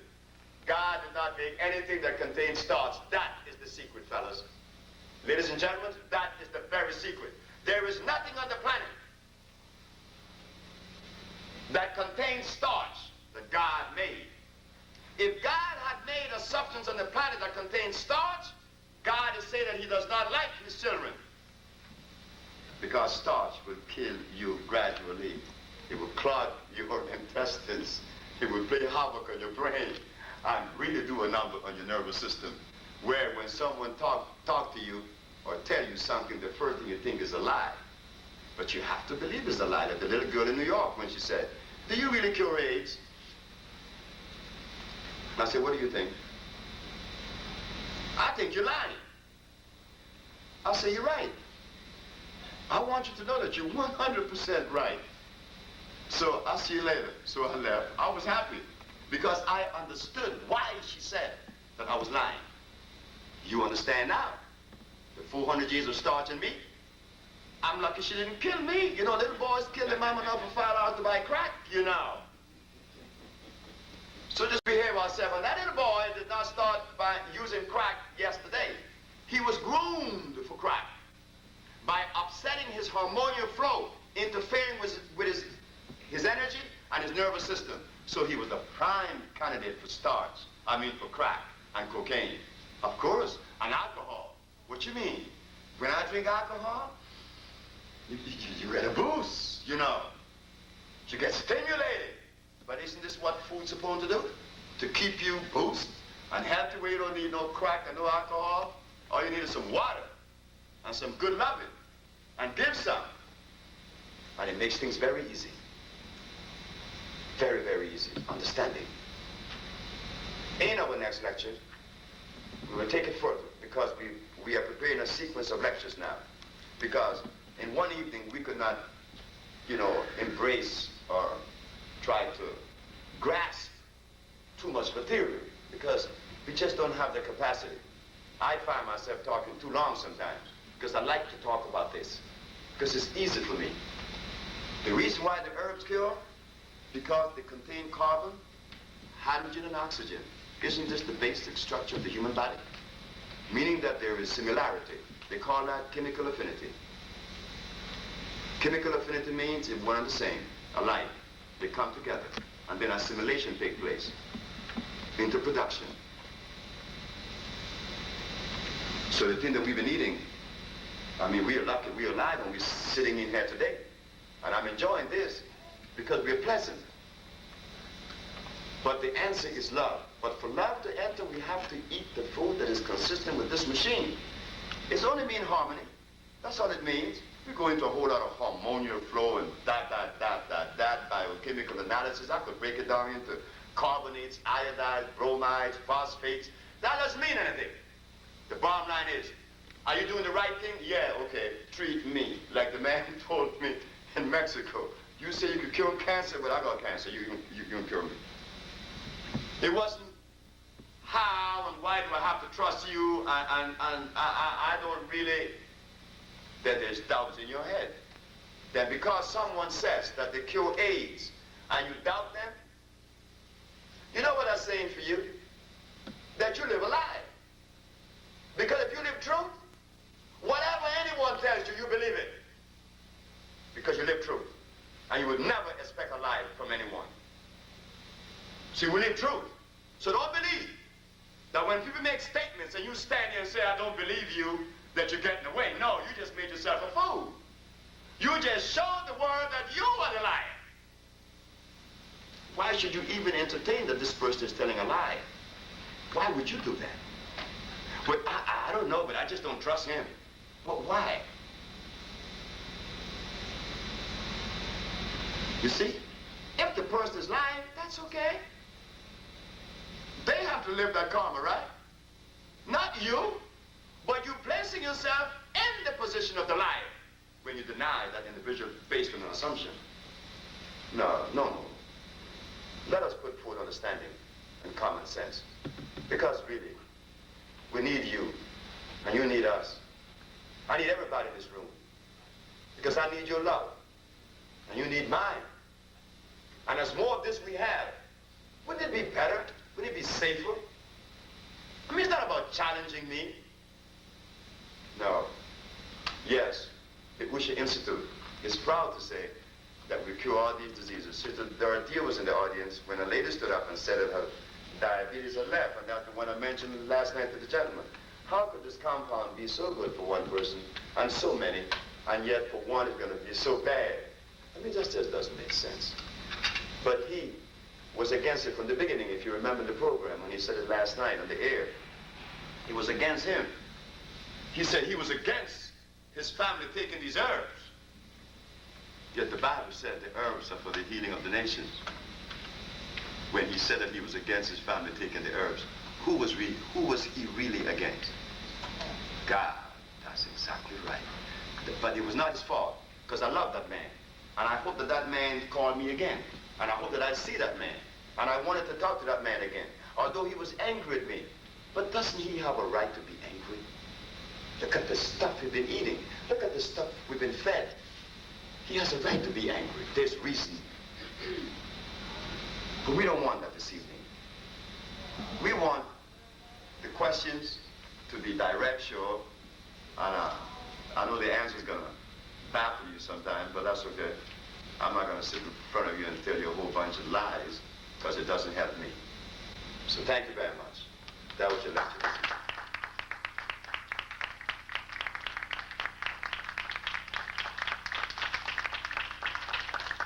There's a field of question and answer. And this is where the meeting really began, with the questions and the answers. Yes, sir. Okay. I'm taking the herbs from Big Tree. Yes. But I'm having a difficult time weaning myself off of these other foods. Well, that's what we just explained. This is why Sister Chandra's here this evening, to show you the new food. And I forgot to mention that. Sister Chandra is here to demonstrate a new cuisine. A cuisine that will gradually remove you from the one that was pushed on you, pushed on us, and became so habitual. I know. I have the same problem. When I go to Honduras and my aunt cooked fried fish, oh, I like to go around and just smell it. Because I remember the evening when I used to eat fried fish, fresh fried fish from the ocean. But now all I could do is smell it. And my aunt would say, but aren't you going to eat some? No, I'm not going to eat stuff. I love meat too much. Believe me, I don't want to suffer no pain. So I do not eat it. But I have 26 years of trial and error, or of weaning. And still have not weaned all, but weaned enough to keep me healthy without any disease now. So what we will do, we're opening a center here in Chicago. And monthly, we would have, like gatherings or weekly gatherings, showing how to prepare the new food. Taste it, because taste is what you're looking for. Because if I remove you from the food that your mama used to cook for you, well, you're not going to smell those spices and taste that taste, and you're going to soon throw this other stuff away, even though it is good and it's not your fault. So what we have done is to take the least of the harmful things, or the non-harmful, and prepare them in such a way that they would have the taste, and sometimes even better. That it would encourage you to make that transition. Sure, I understand what you're saying, and you're right. That's why Chandra's here today. Next question. Yes. You mentioned fibroid tumors. Can you elaborate a little bit in terms of where those come from? I know you talked about mucus and stuff, but what one can do in addition to the herbs to try to... You remember Dorothea? I mean, my sister-in-law. Oh. You look just like her. And you talk like her, ask questions just like her. You answer the question I read, and that's what Dorothea always do to me. Okay. She said, Sebi, what about insanity? I heard you talk about mucus, but is that true? But you did. Sure, fibroid tumors is when the mucous membrane has been broken down into reproductive organs, and it begin to accumulate small little balls they cannot see, and they begin to move.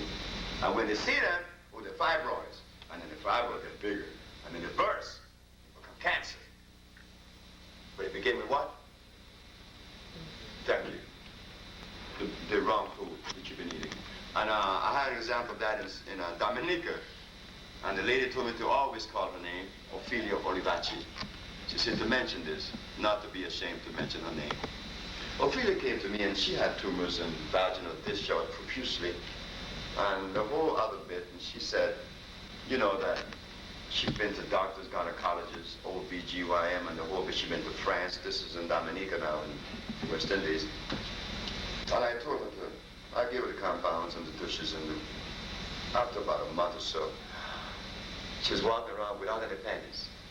Her vagina was dry, and she was happy. In fact, she even showed it to me, so I could see. And she walked around without no panties. And guess what happened? This was the strangest thing that I was told this by someone, and I put it into motion this particular day. I said to her, I want you to have sex with your husband now. She had not had sex in about a month and a half. I said, have sex with Mark, and she did. And when she had sex with Mark, 2 days later, her vagina was dripping. I mean, like a faucet. Now, why? If I had cleansed her vagina, how come it's dripping now? You know why? It was draining down like a faucet. Because we learned that when we reproductive organ. And we have not cleansed her mate. Baby, when your mate eat eggs and cheese and butter and milk and bread and coffee, and that goes into his body that makes up the sum total of his hormonal flow and his hormone, his sperm is manufactured out of what? Acid substance. And now when you ejaculate that sperm into your uterus, you need any more than that? No, you don't. You're gonna break it. He's gonna, oh boy, he's gonna discharge all that stuff in you, that's acid. I know a sister divorced her husband because of that. And many, the sisters that came with us today, they will tell you that there are many sisters in New York, because when New York knows us, we've been in New York for 7 years, and there's a relationship. I know this too, and that's so beautiful, that all the people that makes up the Usha Institute, they all are ex-sick people like myself, because we find a commonness now, you know, like there have been over maybe 1,000 or more people healed in New York. So out of that 1,000, about 500 of us still look the company of one another to be around and to talk about the experience. And we're now planning other things to do as a family because, hey, we're getting well, you know. We could laugh and touch and tease each other. You know, I like to tease people. And it's nice. And Jay always teased me and talk about my funny ears and stuff, you know. But it's nice that we could absorb that, right? That we reach that level that we could really play. You know, like we used to play to the children. Oh, your nose look funny, you know, and all that kind of stuff. That's nice. So the Usha Institute now has a family. And the ladies that you see here today, they are part of the family. And they want to come and meet all of you here in Chicago. They want to come to be with me and to talk and tell you things that they have experienced themselves, what they have seen. Annette, she didn't talk, but she should have said something because Annette traveled with me for 5 years. She's been all over the world with me, practically. I remember once Annette was breastfeeding her baby, and she was breastfeeding her baby like this is a corner, and she breastfeeding her baby on this end, on this side, but there was a line of children. When I came, I left Annette with the baby. She was nursing the baby. But when I came back, I said, line of children. But they were taking turns seeing Annette breastfeed the baby in Curacao. And I wondered, why were they doing that? What was it they were seeing? So a man came and asked me, are you her husband? I said, what you want to ask? Well, you know, she's not supposed to be breastfeeding that baby. I said, why? Because a woman's breast was made for a man. And I'm not, no. This is not to laugh at, this was serious. This is Naruba, this is Curacao, the Dutch Antilles. And that's why they didn't want Annette to breastfeed, to show her breasts in public. What would have happened to that man if he had come to Africa 500 years ago? That's the only way we live. I mean, he would have had some kind of nervous problem, isn't it? Next question. Yes, ma'am. What do you think about manipulation, chiropractic manipulation and naturopath manipulations in terms of eliminating fibroids? That's my first question. And my second one is, what do you think about spirulina in terms of building the body cells? Okay, we begin with spirulina. Spirulina is an algae. Is it a natural? Algae, it is natural, 100% natural. But the difficulty is this. In the natural kingdom of life, substance that retain their strength and electrical value are the roots, the barks, the berries, over a period of time, up to a year. Some barks up to 6 years. They will retain their strength, their electrical value. As for an algae or a leaf, no. 45 minutes after you have removed that substance from its life source, it's dead, completely dead. But the difference is that if you were to sit by a spirulina lake, that you could eat the spirulina after you harvest it, you would get healthier, you would be healthier and get more energy than any root or bark or berry. but you have to use it before 45 minutes. I took some people to the jungles of Central America, and I had them eating plants, you know, like this is the plant. This is the plant. I said, don't remove the plant from the source of its life. Just remove the leaf and eat the stem, because the stem is delicious and succulent. And they ate it all the way down. But as they was eating, wasn't that plant still continuing to get light from its source? Sure. So I unrooted some and held it for about half an hour. I said, eat it now. And I did not feel the toes buzzing and the energy that they felt while eating the one that was still growing. So spirulina is no good. But good if you're eating it at the source of life. This was not told. And then they even bastardized that by adding barley to it. They call it green magma. And barley is starch, so they have adulterated spirulina. But pure spirulina, no good after 45 minutes. Now, the other one is manipulations. In terms of eliminating fibroids from the body. Fibroid tumors are holding on to your body, caused by mucus that is adhered to your walls and membranes. I would like for someone to scientifically show me how manipulation, you're going to go in there and release this, just take this away from the walls. I have to see it. You know? You see, I'm the individual that see. You don't tell me things. You show me. Okay? Like George Washington, Benjamin Franklin. Benjamin Franklin told us that he created electricity, invented electricity by a kite and a key. Everybody believed that. That he just happened to be in the right place at the right time, and a lightning came and hit his key. Fine, Franklin. The lightning hit your key. Now you show me mathematically and scientifically how we're going to make this transfer. This scientific equation, this transfer from potential, asking about the spirulina, at least you asked. Well, I'm taking it, so. And it gives me energy. I bought spirulina. Momentarily. If you drink water, you get energy. You said momentarily. Let me tell you something. The best it would do is stimulate you, but it doesn't nourish you because it's dead. I used to take spirulina. I used to take ginseng. You know, I used to buy vitamin C and E, and I don't buy anything. Because I remained sick. And I didn't have the energy that I know I needed. Until I decided to go to the plants. The roots, the bark, the leaf.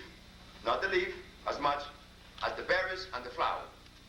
Not the leaf, because the chemistry is different. These things are not shown to us. Now, about the manipulation. There are certain instances in which you could manipulate someone and put, you know, like a bone out of socket, you know, or a shoulder back into its place, but removing fibroids. With the proper diet. Well, hold it. With the proper diet, you remove every This disease. comes from a naturopath. The proper diet, you remove every disease. See, manipulation, chiropractic, and acupuncture, all these things came to us, but we didn't have any way to question it. We don't. We didn't. Acupuncture. What is acupuncture, I asked? Oh, it is the intercepting of the nerve endings. I said, fine, why does your nerve endings want to be intercepted? They want to be the transmitter of energy from A to B. Why you want to intercept? Well, we want to intercept to go into the body that the person would not feel the pain, and look, that's viciousness. Open the human body. That's adulteration. It was not made to be open. It would have a zip on it, right? Okay. So we don't do that. No, I disagree. There will be no manipulation to remove no fibroids. The only way it could be removed is that something go into the bloodstream. Say, just the wall, and just the fibroid hanging onto the walls. When you give someone a substance that goes into the bloodstream. And that substance have to be consistent with removing things from the wall of the intestines or from the wall of the individual. Removing things that does not belong in you. That is potassium phosphate, a dibasic. And we manufacture that, and we are the only people in the United States that's doing that now. As it adheres, as the substance enters the bloodstream, it goes in the walls and pushes things away. Doctors try to cut it out, but there is no knife that could separate this fibroid from the walls of your uterus. You're going to cut into you now. Or if it doesn't cut into you, you're going to have to leave some in there, and that's infection. But if you give the person something to drink that goes with the bloodstream, and where doesn't the blood go? Like when I gave the man the stuff in St. Croix. His name is Flores Hachias. He came because he had gout. He said, look, my gout is bad. I heard that you heal people. So his shoes was cut off, and I gave the substance. 2 weeks later, he came back with his wife.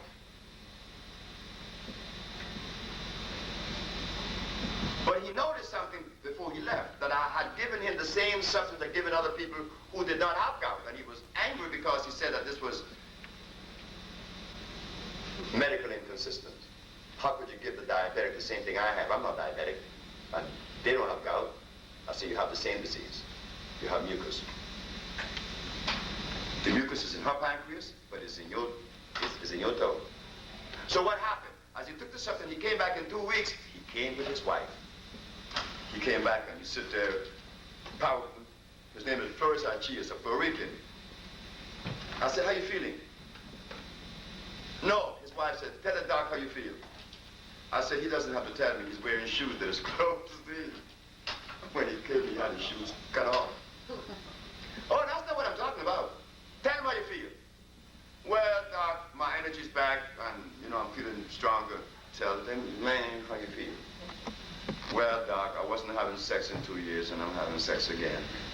And she laughed. That's what I like about you, woman. Man doesn't give you guys that much credit, though, to have that patience. See, we're really afraid of you. And when a man cannot have sex, you know what comes to his thoughts?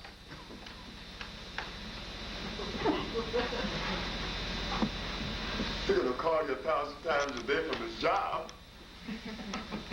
making sure you're in that house. You don't believe that there's a woman that would wait for him with a sexless life? Oh, no, never. Not in the man's brain. I had it with a policeman in Dominica. The policeman's wife came to me. Oh, this is a beautiful lady. You gotta hear about this lady. She came to me and said, Sebi, my husband is impotent for 4 years. And I have not had sex for 4 years. And I'm not gonna have sex with anyone else unless it's with him. So I want my husband to have sex with me. Are you gonna help me, Sebi? I said, yes. And guess what? The man had the plant right behind his back, in his window from his kitchen. I asked her, I said, do you have Messe Maui in your house? She said, yes. I said, give him Messe Maui 5 times a day, big glasses of it. I let him take this to flush the stuff out of his colon and his intestines and through his intercellular structure. How much you charge me? Nothing. Because I just recently got to Dominica and I want to show him what I could do. So she goes and she gives him the stuff and she borrowed the plant, Messe Maui. Messe Maui. Who from the island? Anyone from the island? Anyone been to the island? Okay, those of you who've been to the island, do you remember in Jamaica or any place that you've been, there's a plant that grows that when you touch it, it goes to sleep? Has a lot of thorns on it. They call it dead and wake. Oh, you remember that? Thank you very much. That is the plant. That plant is very powerful. There should be no impotence in males. Because, baby, it grows on my land like mad. So you know I got it by the truckloads. Because I don't want to be weak in that area no more. So what happened? The policeman now came to see me 4 days later and said to me, you know who I am? I said, no, which I didn't know. He said, I want to ask you a question. How could you heal someone without seeing them? I said, because you don't drink me. You drink a substance that makes you well. You don't have to see me. You don't drink me. I'm not the one that makes you well. It's the the substance you drink. You don't have to see me to drink it. So he said, well, are you saying that you could heal someone without telling me what they have? No, you don't have to tell me what they have. He said, okay. Well, you prepare some medicine. Our friend is sick. And I gave him the medicine for his friend, and his friend, and his friend, and his friend. Months, 1, 2, 3, 4 months went by. 2 months went by, and Mr. Junior Charles kicked me out. I was in St. Croix. And one day, he came back to me. I didn't know who he was taking the medicine to, or the compound, the herbs, the formulas. I was bare feet in the supermarket. Bare feet with my pants rolled up and a basket hat on my head, look all shabby. And I was really going through a moment of anger and despair. I was really frightened because I left my job in Los Angeles and I sold my house and nobody was believing me and my wife that we were able to heal these diseases, and our money dwindled down to $3,000. I don't have no job, I don't have no house, I have a wife and 3 babies, and I have $3,000, and nobody believes Sebi. So what do you do now? You hold on. You hold on until you die. You don't give up. So I went to the supermarket to buy some vegetables from a newborn baby, and someone saw me in the supermarket bare feet and said, no one knew me as this particular type. She said, Dr.Sebi. I turned around. I said, yes, ma'am. You know me? I said, no, ma'am. I'm the wife of the man that you cured that was blind. I said, no, ma'am. The only blind man I've cured is the man in Los Angeles. His name is Mr. Fredericks. He was blind for 11 years. I have not cured anyone since then. So yes, you did. I say, I'd like to take the credit. But you know, it is like taking credit for something that you don't deserve. Even though you take the credit, you don't feel right. You cannot feel right because you're going to sleep with you. When you lay down, you face you. And you're not going to feel too good. Even though she's saying, you killed my blind husband. Oh, I could easily say, yeah. Who was he? Then I wouldn't be able to say anything, so I knew I didn't cure the blind man anywhere but Los Angeles. She said, you killed my blind husband. I said, how did I do that one? Did you remember the policeman that came to you taking the remedy for a man that he didn't tell you what he had because you killed him without seeing him? It was my husband. He was blind for 7 years. His name is Jack Grano. Philogen Lake is another case in St. Martin, but Philogen Lake, Jack Grano was blind. And when people heard that woman said that in that supermarket, yeah, you killed my blind husband. Oh, God. Now, you could just imagine these hundreds of people hearing this woman tell me that I killed her blind husband. Well, the result of that was that hundreds of people started running up in the little shack. I was living in a little shack, paying about $85 a month up on this little hill. It was ragged with centipedes in it. You know what a centipede is? Yeah. I was living there because my money was out. But all of a sudden, this woman said, you killed my blind husband. And there were hundreds of people coming up there in their cars saying, heal me. But I didn't have any herbs. No, I had the herbs, but I didn't have any bottles. I didn't have any place to cook it in. So I went to buy some malt apple bottles. You know the little bottles? Little bottles, right? And I started putting the stuff inside the malt bottles, and people was taking it away, and it was coming back with these fantastic stories, and here the stuff started spreading. You see, everything happened naturally. I was bare feet in the supermarket with my pants rolled up, and this woman said, I killed her blind husband. And these people look at me, you killed her blind husband? But they came, because she showed me. So see how things happen. No, you could drink the spirulina, it's not going to hurt you, but it's not going to feed you any energy. I tell you what, I will make a present to you and show you what energy is like and what energy is. You're going to take it on once. Yeah, and you're going to tell the world about it. I'm going to select you. Oh, I know you will. I didn't worry about it. That's how I do my business. I don't like to advertise in papers and radios. It costs a lot of money. And you don't know what's going to be the repercussion of that or the goodness of that. But when you give someone something and let them take it, don't tell them anything. And they're going to be the greatest advertisement piece that you ever want to have, because they're going to feel good. They want everybody to see and feel that. Next question. Yes, ma'am. Does the product uterine vaginal wash help with severe cramps associated with endometriosis? Well, what happened here, it is one of the package, it is one in a whole package. We want to go inside and deacidify the blood. We give the douche to cleanse that specific area where the concentration is most. But if you want relief from the itching and the discomfort, it would immediately show you that. But you still have to go inside to get the whole therapy. But you could use it. It helped tremendously. Yes. Also, what is the good product for high blood pressure? High blood pressure, there is no product. It is a therapy. You see, we have products on the market that sells on the shelf. Say you're feeling kind of low in energy.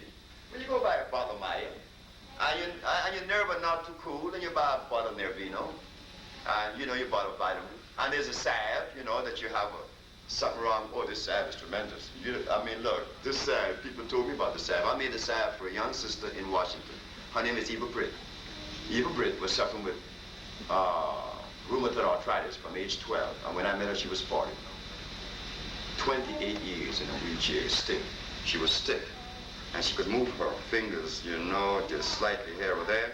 And this machine that was made special for her, I made the salve to go into her joints and break up the calcification. So I investigated all the herbs around the world that was highest in phosphate, and I found them, and I put them together, and I made the salve. And boy, I rubbed Eva with the salve, and Eva was crying like she remembers she was crying like she cried when she was first getting their arthritis. But she was wise. She was not like the man that called me last night and cursed me out because of his family. She knew that if this stuff brings pain, it's doing something. And guess what? Eva is not walking like I walk, but guess what? She's walking. Hey, she's standing up now. She's walking slow. And she told me something that I would have never associated with someone in a wheelchair. Guess what she told me a few months ago? She said that the greatest thing in her life now is to walk the streets of Washington and have people rub against her when they're passing in a crowd. One never knows how sweet that is until you're in a wheelchair for 28 years. I said, what? She said, that's what you brought into my life. People not touching me. And they walk by me. But this salve, she said, Eva started putting the salve on her breast because there was a little kind of a lump there. And she put it every day. She put it every day. And the lump disappeared on her breast. And one day, a woman called me and said, what you have for hemorrhoids? I said, I have nothing. Which I didn't. She said, yes, you do. I put your salve on my hemorrhoids, and it was sucked up in less than 5 minutes, and the pain was gone. I said, oh, wow. Then a dentist called me from Memphis and said, what do you have for mouth lesion? I said, nothing. Yes, you do. I'll put your salve in people's mouth, and the lesion is gone in 24 hours. Try it yourself, and you see, with bleeding gums or anything. This salve is good. So this is a shelf product. But when you come because you have high blood pressure, now I have to get inside of you and put you on a diet, look over you, and give you something to gradually break up the triglycerides and break up calcification and carbonation. Calcification, carbonation, both inside the body. Then I have to deal with you. I have to hear your aches and pains, like my mother. So I have to deal with you now from a therapeutical approach, not just from a product you're going to buy off the shelf. No, those are supporters. She needs more than a supporter. She needs something to go into her and remove obstruction. We have something to that too. Yes, ma'am. There are a lot of herbs you say that we should or should not take. I wanted to pass some of these herbs by you. Dandelion tea, oak bark tea, and parsley. Oak bark is good, dandelion is good. What was the other one? Parsley. No way. People talk about parsley good for your pressure. Bring it down? It does, okay? Try it and you see. Parsley is dangerous because it is hybrid. Let me tell you something about a hybrid product. A hybrid product is a product that was made by crossing one substance with another. Like, crossing crossing a jackass and a horse. What do you get? No. A donkey. If you cross a jackass, a donkey is a jackass. If you take a horse and a jackass or a donkey and mate them, what would be the end result? A mule. Thank you very much. That is the proper answer. But did God make that mule? No. Man did that by interfering and having two animals that would not necessarily have sex. Have sex. Men always doing that. He's always interfering with God and thinking he's going to get away. That's what he did with carrots. That's what he made carrots. That's what he made beets. That's what he made rice. That's what he made that chicken that the preacher liked to eat. I know that. I know you don't understand that, and I agree with you. My mama didn't understand it either, and my mama is the biggest chicken eater. My mother was suffering with all kind of pains and lied to her son. I said, Mother, what have you been eating? Nothing. I said, fine. I believe my mama. My wife told me, why do you think your mom is lying to you? I said, you my wife and she's my mother, but I tell you what, I love you both the same in the same intensity. I don't love my mama no less, no more than you, her. But I tell you what, my mom is lying. My mom is lying. I said, because when I made this stuff, I know what the stuff does. And my mama is lying. She's eating something. She's not. I said, okay. So my wife did one, she used to go to work every morning and come home at 5 o'clock in the evening. My mom was home by herself. So when she got this real shaky that she was crying that night, and my daughter called me all the way to New York, and I came back to Puerto Rico, one of my best friends in Puerto Rico named Chovy, he said to me, hey man, I want to tell you something. I didn't want to do it, man, but your mother had me to go buy some chicken for her 2 or 3 times. I said, that's okay. She said, you don't feel angry? I said, no, I don't feel angry with you. I don't feel angry with her. She's 73. She's been eating chicken for 72 years. Take that away. You think that you have a problem with a cocaine addict? Take that away. Take that addiction of 72 years of addiction from someone. I don't care how good. I don't care how good it is to them if they stop eating it. But they can't do it so easy. And my grandmother, my mother lived in the church. My mama preaches. Remember how the brother preaches, and my mama preached too. And my mama eats chicken. And one day I showed her, I said, look you, we're gonna stop making excuses for one another. I'm not gonna make any for you. You are living a lie. And you don't get away with living a lie. I don't care how religious you are. You eat the wrong thing, you're gonna hurt. I don't care how many times you pray to God in one day, you're gonna hurt. So you stop it. And my wife stayed home. And my mama didn't eat anything for 72 days, and she was happy like a log, as a log, talking all kind of stuff now. Yeah, because she's doing good. But my wife had to stay home. Or else I would put something in her mouth. And the mistake I made last year, take her to Honduras and drop her off in Honduras with her grandchildren. I know she's stuffing her mouth with something now. She is. She eating that unholy bird they call chicken. The one that was made like the mule. Remember, a horse is complete, right? 100% horse. A jackass is 100% jackass. Now what's a mule? A half of each? Now when you bring a half of one and a half of another, do you have completeness? No, it's incomplete. Well, that's a chicken. But the preacher eat it in the name of God. Boy, God will come down on these folks soon. You don't do that. You don't play with God and get away. You put your chicken in your mouth, preacher, and by the time you get to 50, you have gout. And I know because I have serviced a whole lot of preachers in New York, and they all have gout and diabetes. You think the man that preaches God's word should not be rewarded by God? Sure he should. And he will if he's paid God's path. But don't talk to me about God every minute of every word that you use. Praise the Lord, and you're another Jimmy.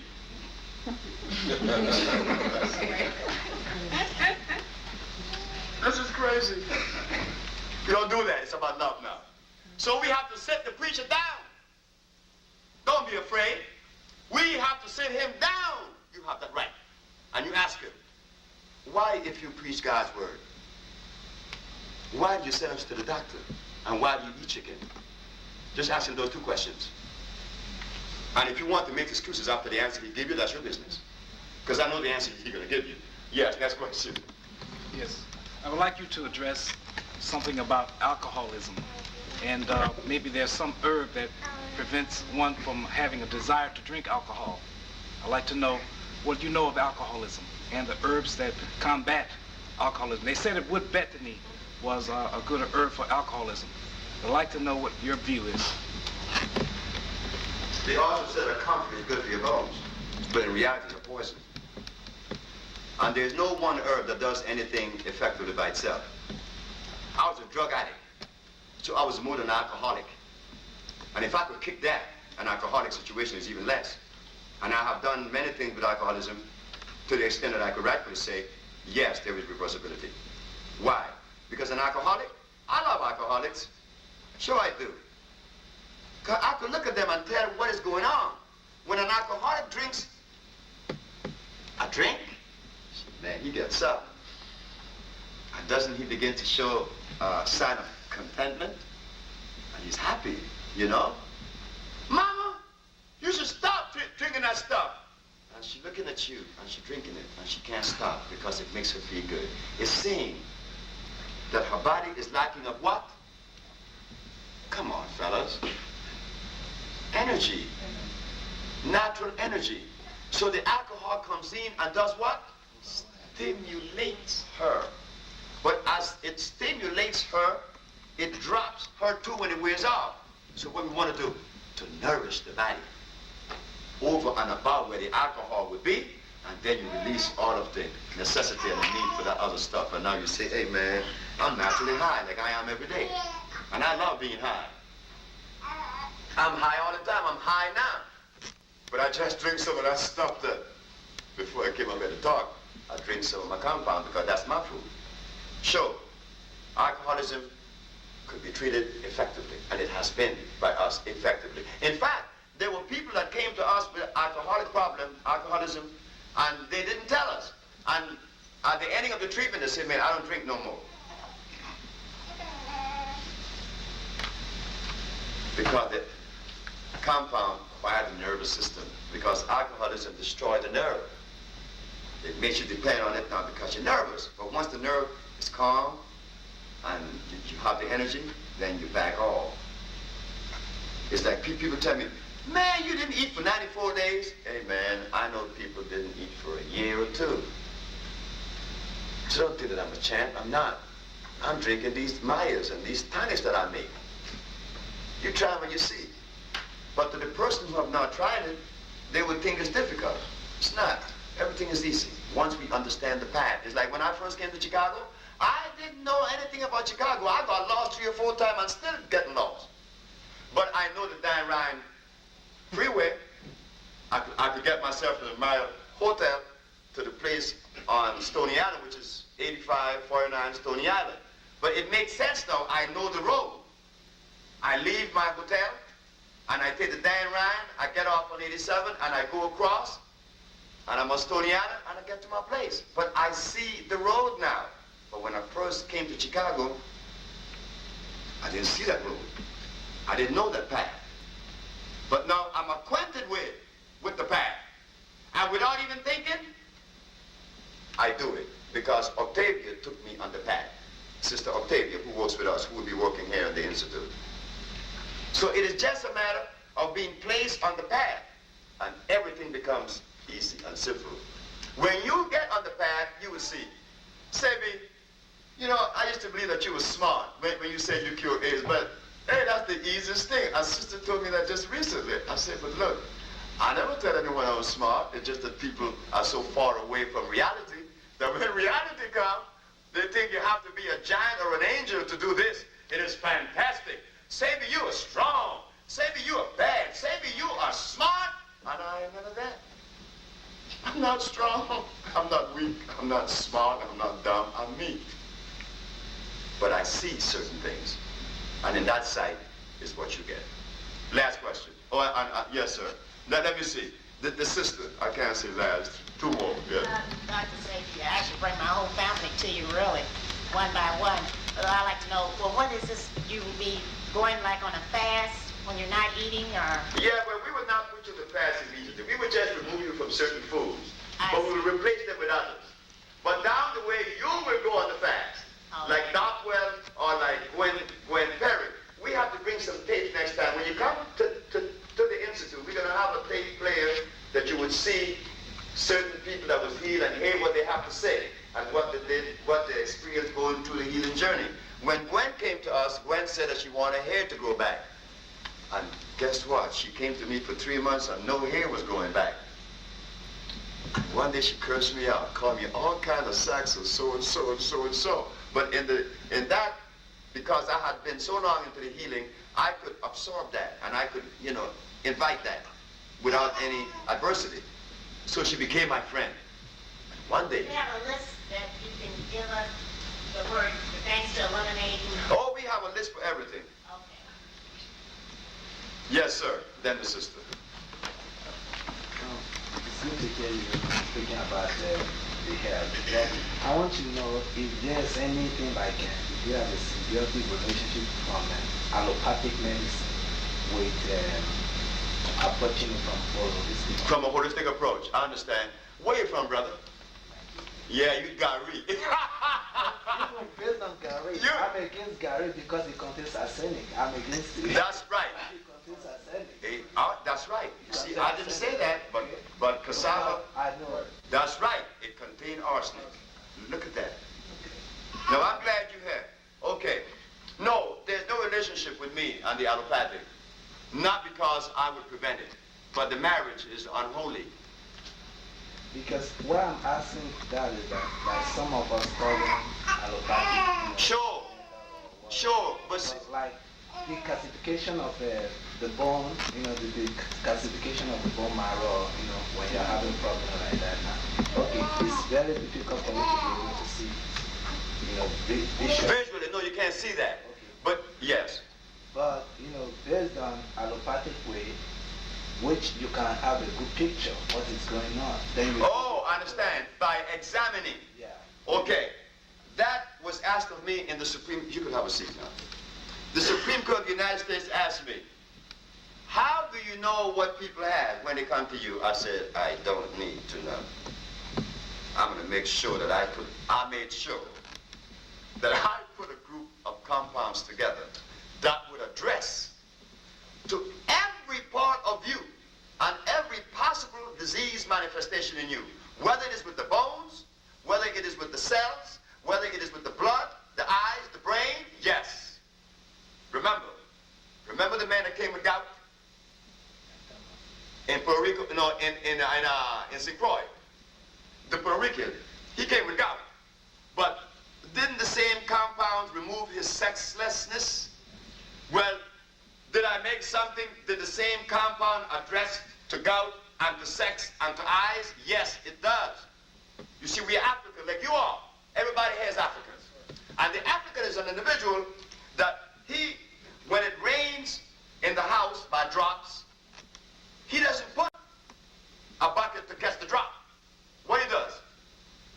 Close the hole in the roof. He closed the hole in the roof. The white man doesn't move like that. He put the bucket and let it drip. Then it overflows and you have a bigger mess. So as Africans, we always approach things from a natural perspective.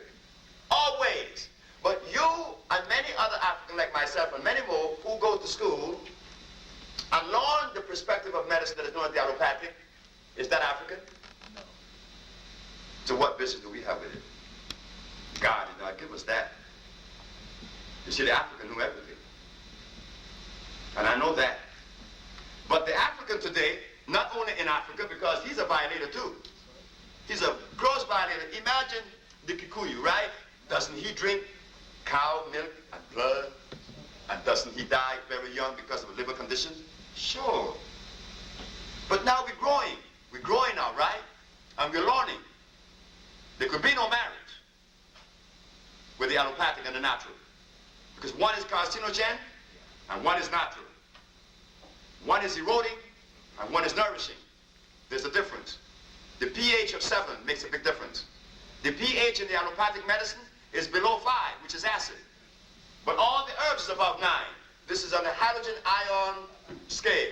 pH, yes. Yeah, but while we're still on the topic about motherland Africa, let's also discuss malaria. What are your views on that?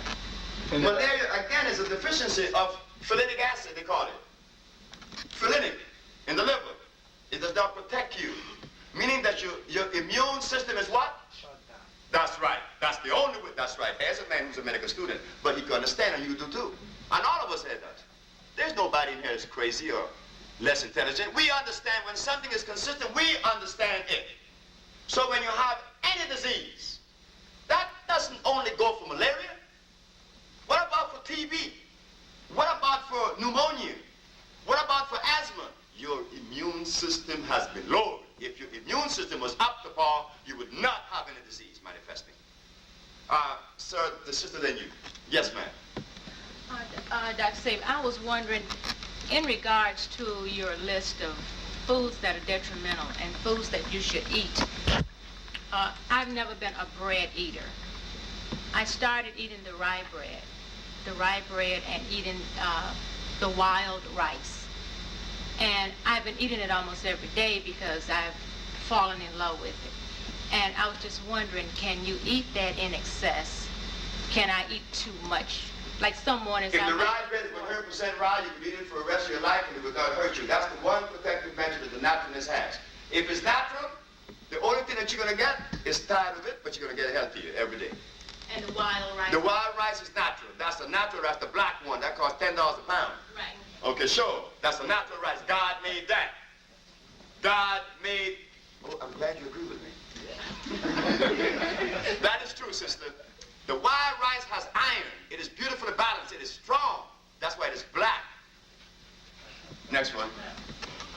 Yeah, I want to invite you to the black church. I happen to be a preacher. That's very good. And I just couldn't sit any longer with the way you were treating the black church, since it's all we have as a people. And the next time you come in town, I'd like to introduce you to some preachers that have not only done 40-day fast, but are not eating chicken. And the other meats. Yeah. Well, let me just finish.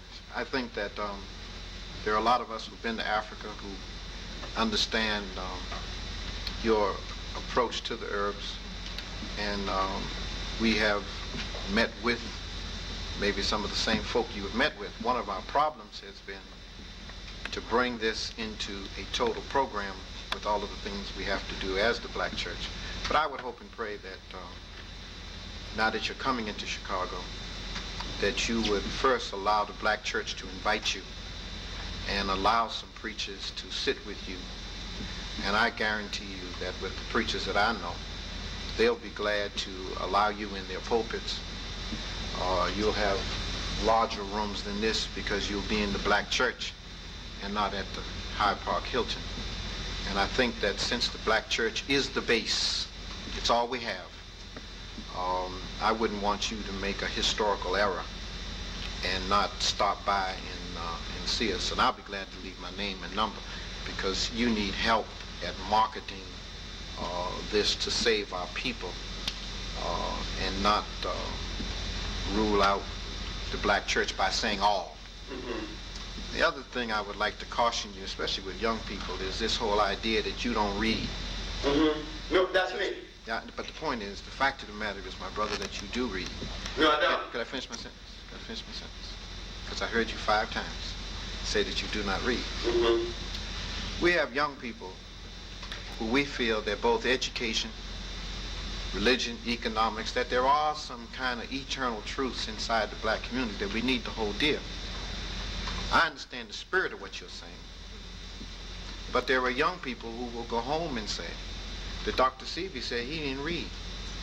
When the fact of the matter is, you know what to read and you know how to explore, because your first premise is that you must see it.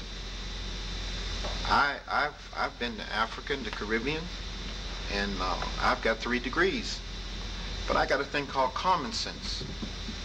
That when I go and talk to the Muganga and the rest of the brothers who have the truths, I listen to them because we're oral people, which is another level of reading. because you even have to hear the words. Oh, I understand now when you said reading. So reading isn't limited to a European framework of reference, because in Africa there are no libraries. You're right. Because we operate off of oral tradition. And I understand the spirit of what you're saying. Yes, you're right. But you have, as a prophet of medicine, you have a responsibility for your language, so that I pick up your spirit because I'm spiritual. I've done 40-day fast. Know where you're coming from. We'll buy all your products today, tomorrow, and the day after. But I have a responsibility as a preacher. I can't sit no more and let you just be reckless with the language when there are a lot of people who need to know the truth without your approach. One last thing. I would hope, Sister Drew, that we bring up some more naturopaths, because a lot of us are heading into this health thing real deep, and we don't know who to believe. When you go to Fultonia, who has took care of Dick Gregory, brought a lot of us on 40-day fast, worked us through, but she's going to sell you carrot juice. Amen. She's going to sell you celery juice. Now somehow, you all who are our last stop on the nutrition bus line, you all got to hurry up and get in a meeting.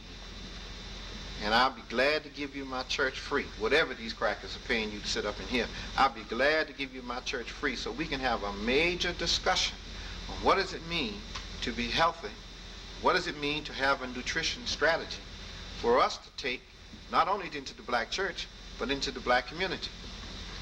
I'm working with black farmers. I'm the only preacher in this town that has produced a marriage between black farmers down south, black businesses, black consumer, with the black church as the wedding. We're bringing up brown rice from Tunica, Mississippi. You need to meet with the farmers down south, because there are 300 black farmers that own over 5.5 million acres of land in a group called the Federation of Southern Cooperative. I'm leaving next week going to Georgia, Fort Valley State, where there's 100 and some odd preachers in Georgia, farmers in Georgia. You need to start working with them to explain to them what kind of foods ought to be delivered up to us, because we brought 3,000 watermelons in this summer in 15 different sites. We're bringing up sweet potatoes. So if there's some hybrid foods out here, the black farmer ain't got no problem if you give him the information. So I just think that you have so much, and we don't know how long God's going to keep you on this side of the river with us. That's true. That you have a responsibility to kind of get into strategy sessions rather than rapping sessions. I think you're the same gentleman that I heard a couple of weeks ago, the Luwanga, Charles Luwanga. You were on WVON, I assume about a month ago or 2 months ago. Be that as it may, I count you as a prophet of medicine. Please feel free to come to my church anytime, set up all the seminars you want, because in this town there's a nationalist syndrome that's anti-church. Yet they outside the marketplace of where the black community is.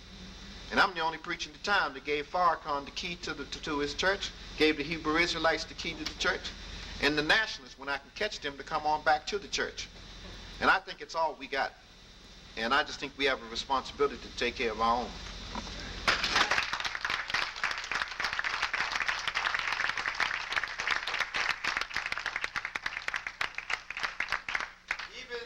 I were to try to disagree with the Rev, is there room for me to disagree with him? Huh? There's no room for me to disagree with the Rev.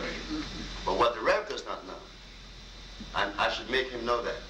And I am glad that he expressed what he expressed this evening to me and to us all. Because what he said, everything he said, was 100% true. In my journey, I have been hurt so many times by preachers. Hurt to the extent that guns were drawn on me by preachers. Believe me, I would not make a statement of such magnitude if it was not true. Preachers have done me some things. I did not rule the church out, because I too agree that the church is the foundation of our society. It was in the church that everything started with us. It's in the church. It is in the church. I grew up in the church. My mom is a preacher. My brother was a preacher. I just didn't go. Not because I didn't love the church, but having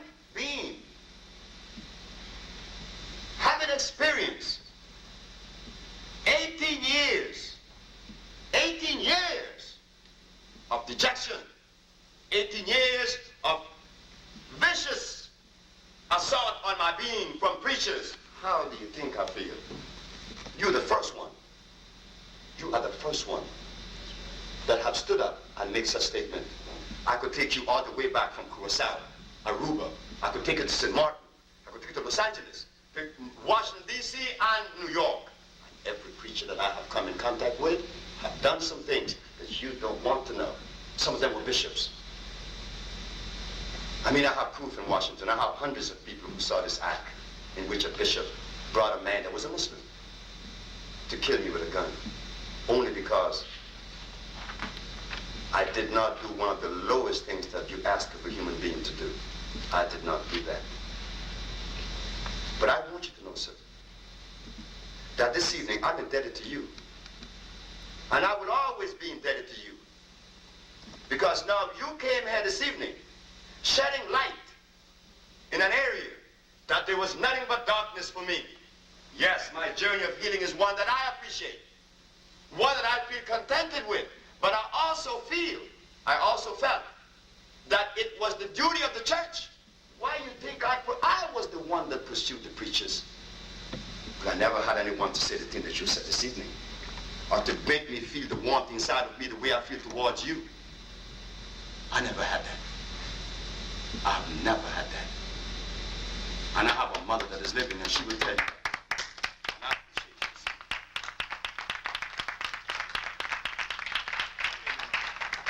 Let me try to point out to you that I've been hurt by preachers, and I worked with Martin Luther King.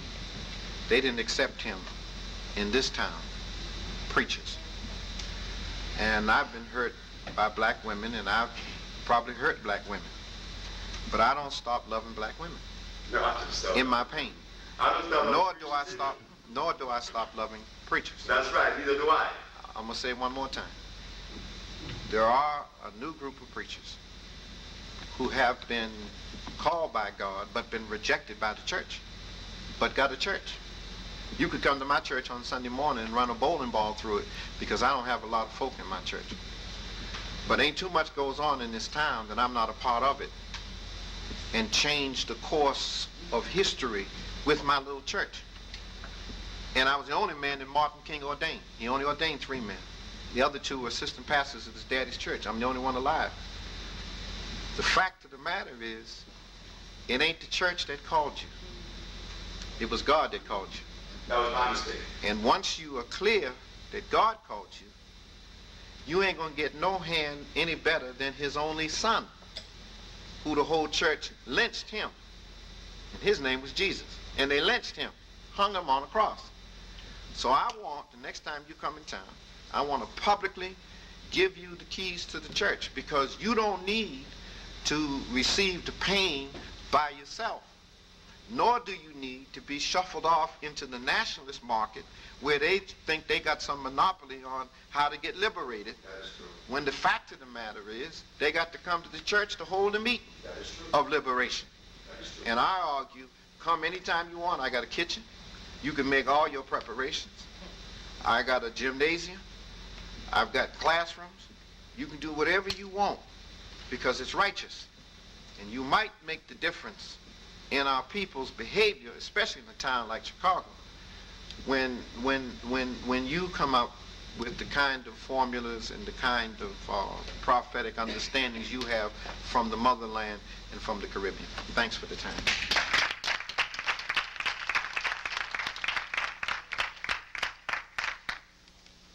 You know,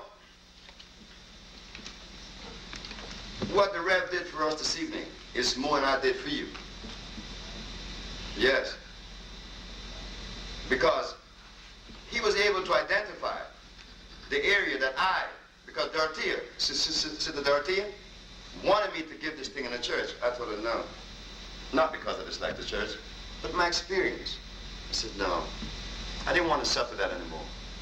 I mean, you could only take so many bruises, you know. Especially us men, you know, I'm weak.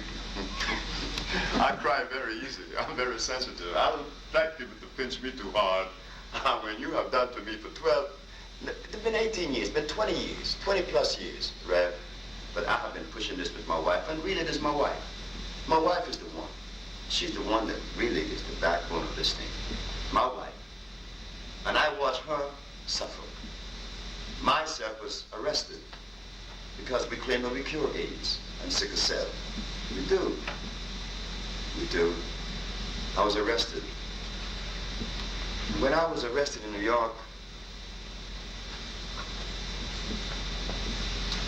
there were people that was healed by us who wished that I went to jail. When I won the case, you didn't hear about it. I'm glad that you had, Rev, because nobody heard about it. They heard when I made the announcement that we cure AIDS, and that they heard the announcement that we was called charlatans. But when we won, proving that we cured the diseases, you didn't hear about it. You know what was on the agenda then? Tawana brought a sex life. You see? Look at where we at. And I'm not blaming the church or the preacher for those that eat chicken, like my brother. My brother died. I tried to reach him. I tried to show him that God is the answer. But he was not partaking in God's substance. But he could not see that. I think I felt inside my own brother. When I came here this evening to give a speech to you guys and to cleanse out of you the things that I felt needed to be cleansed out and to put into you the thing that you needed, but the one that was cleansed out was me. You asked for that earlier, remember? You see? Right. Now the healer has received healing this evening from a reverend that he was backing on.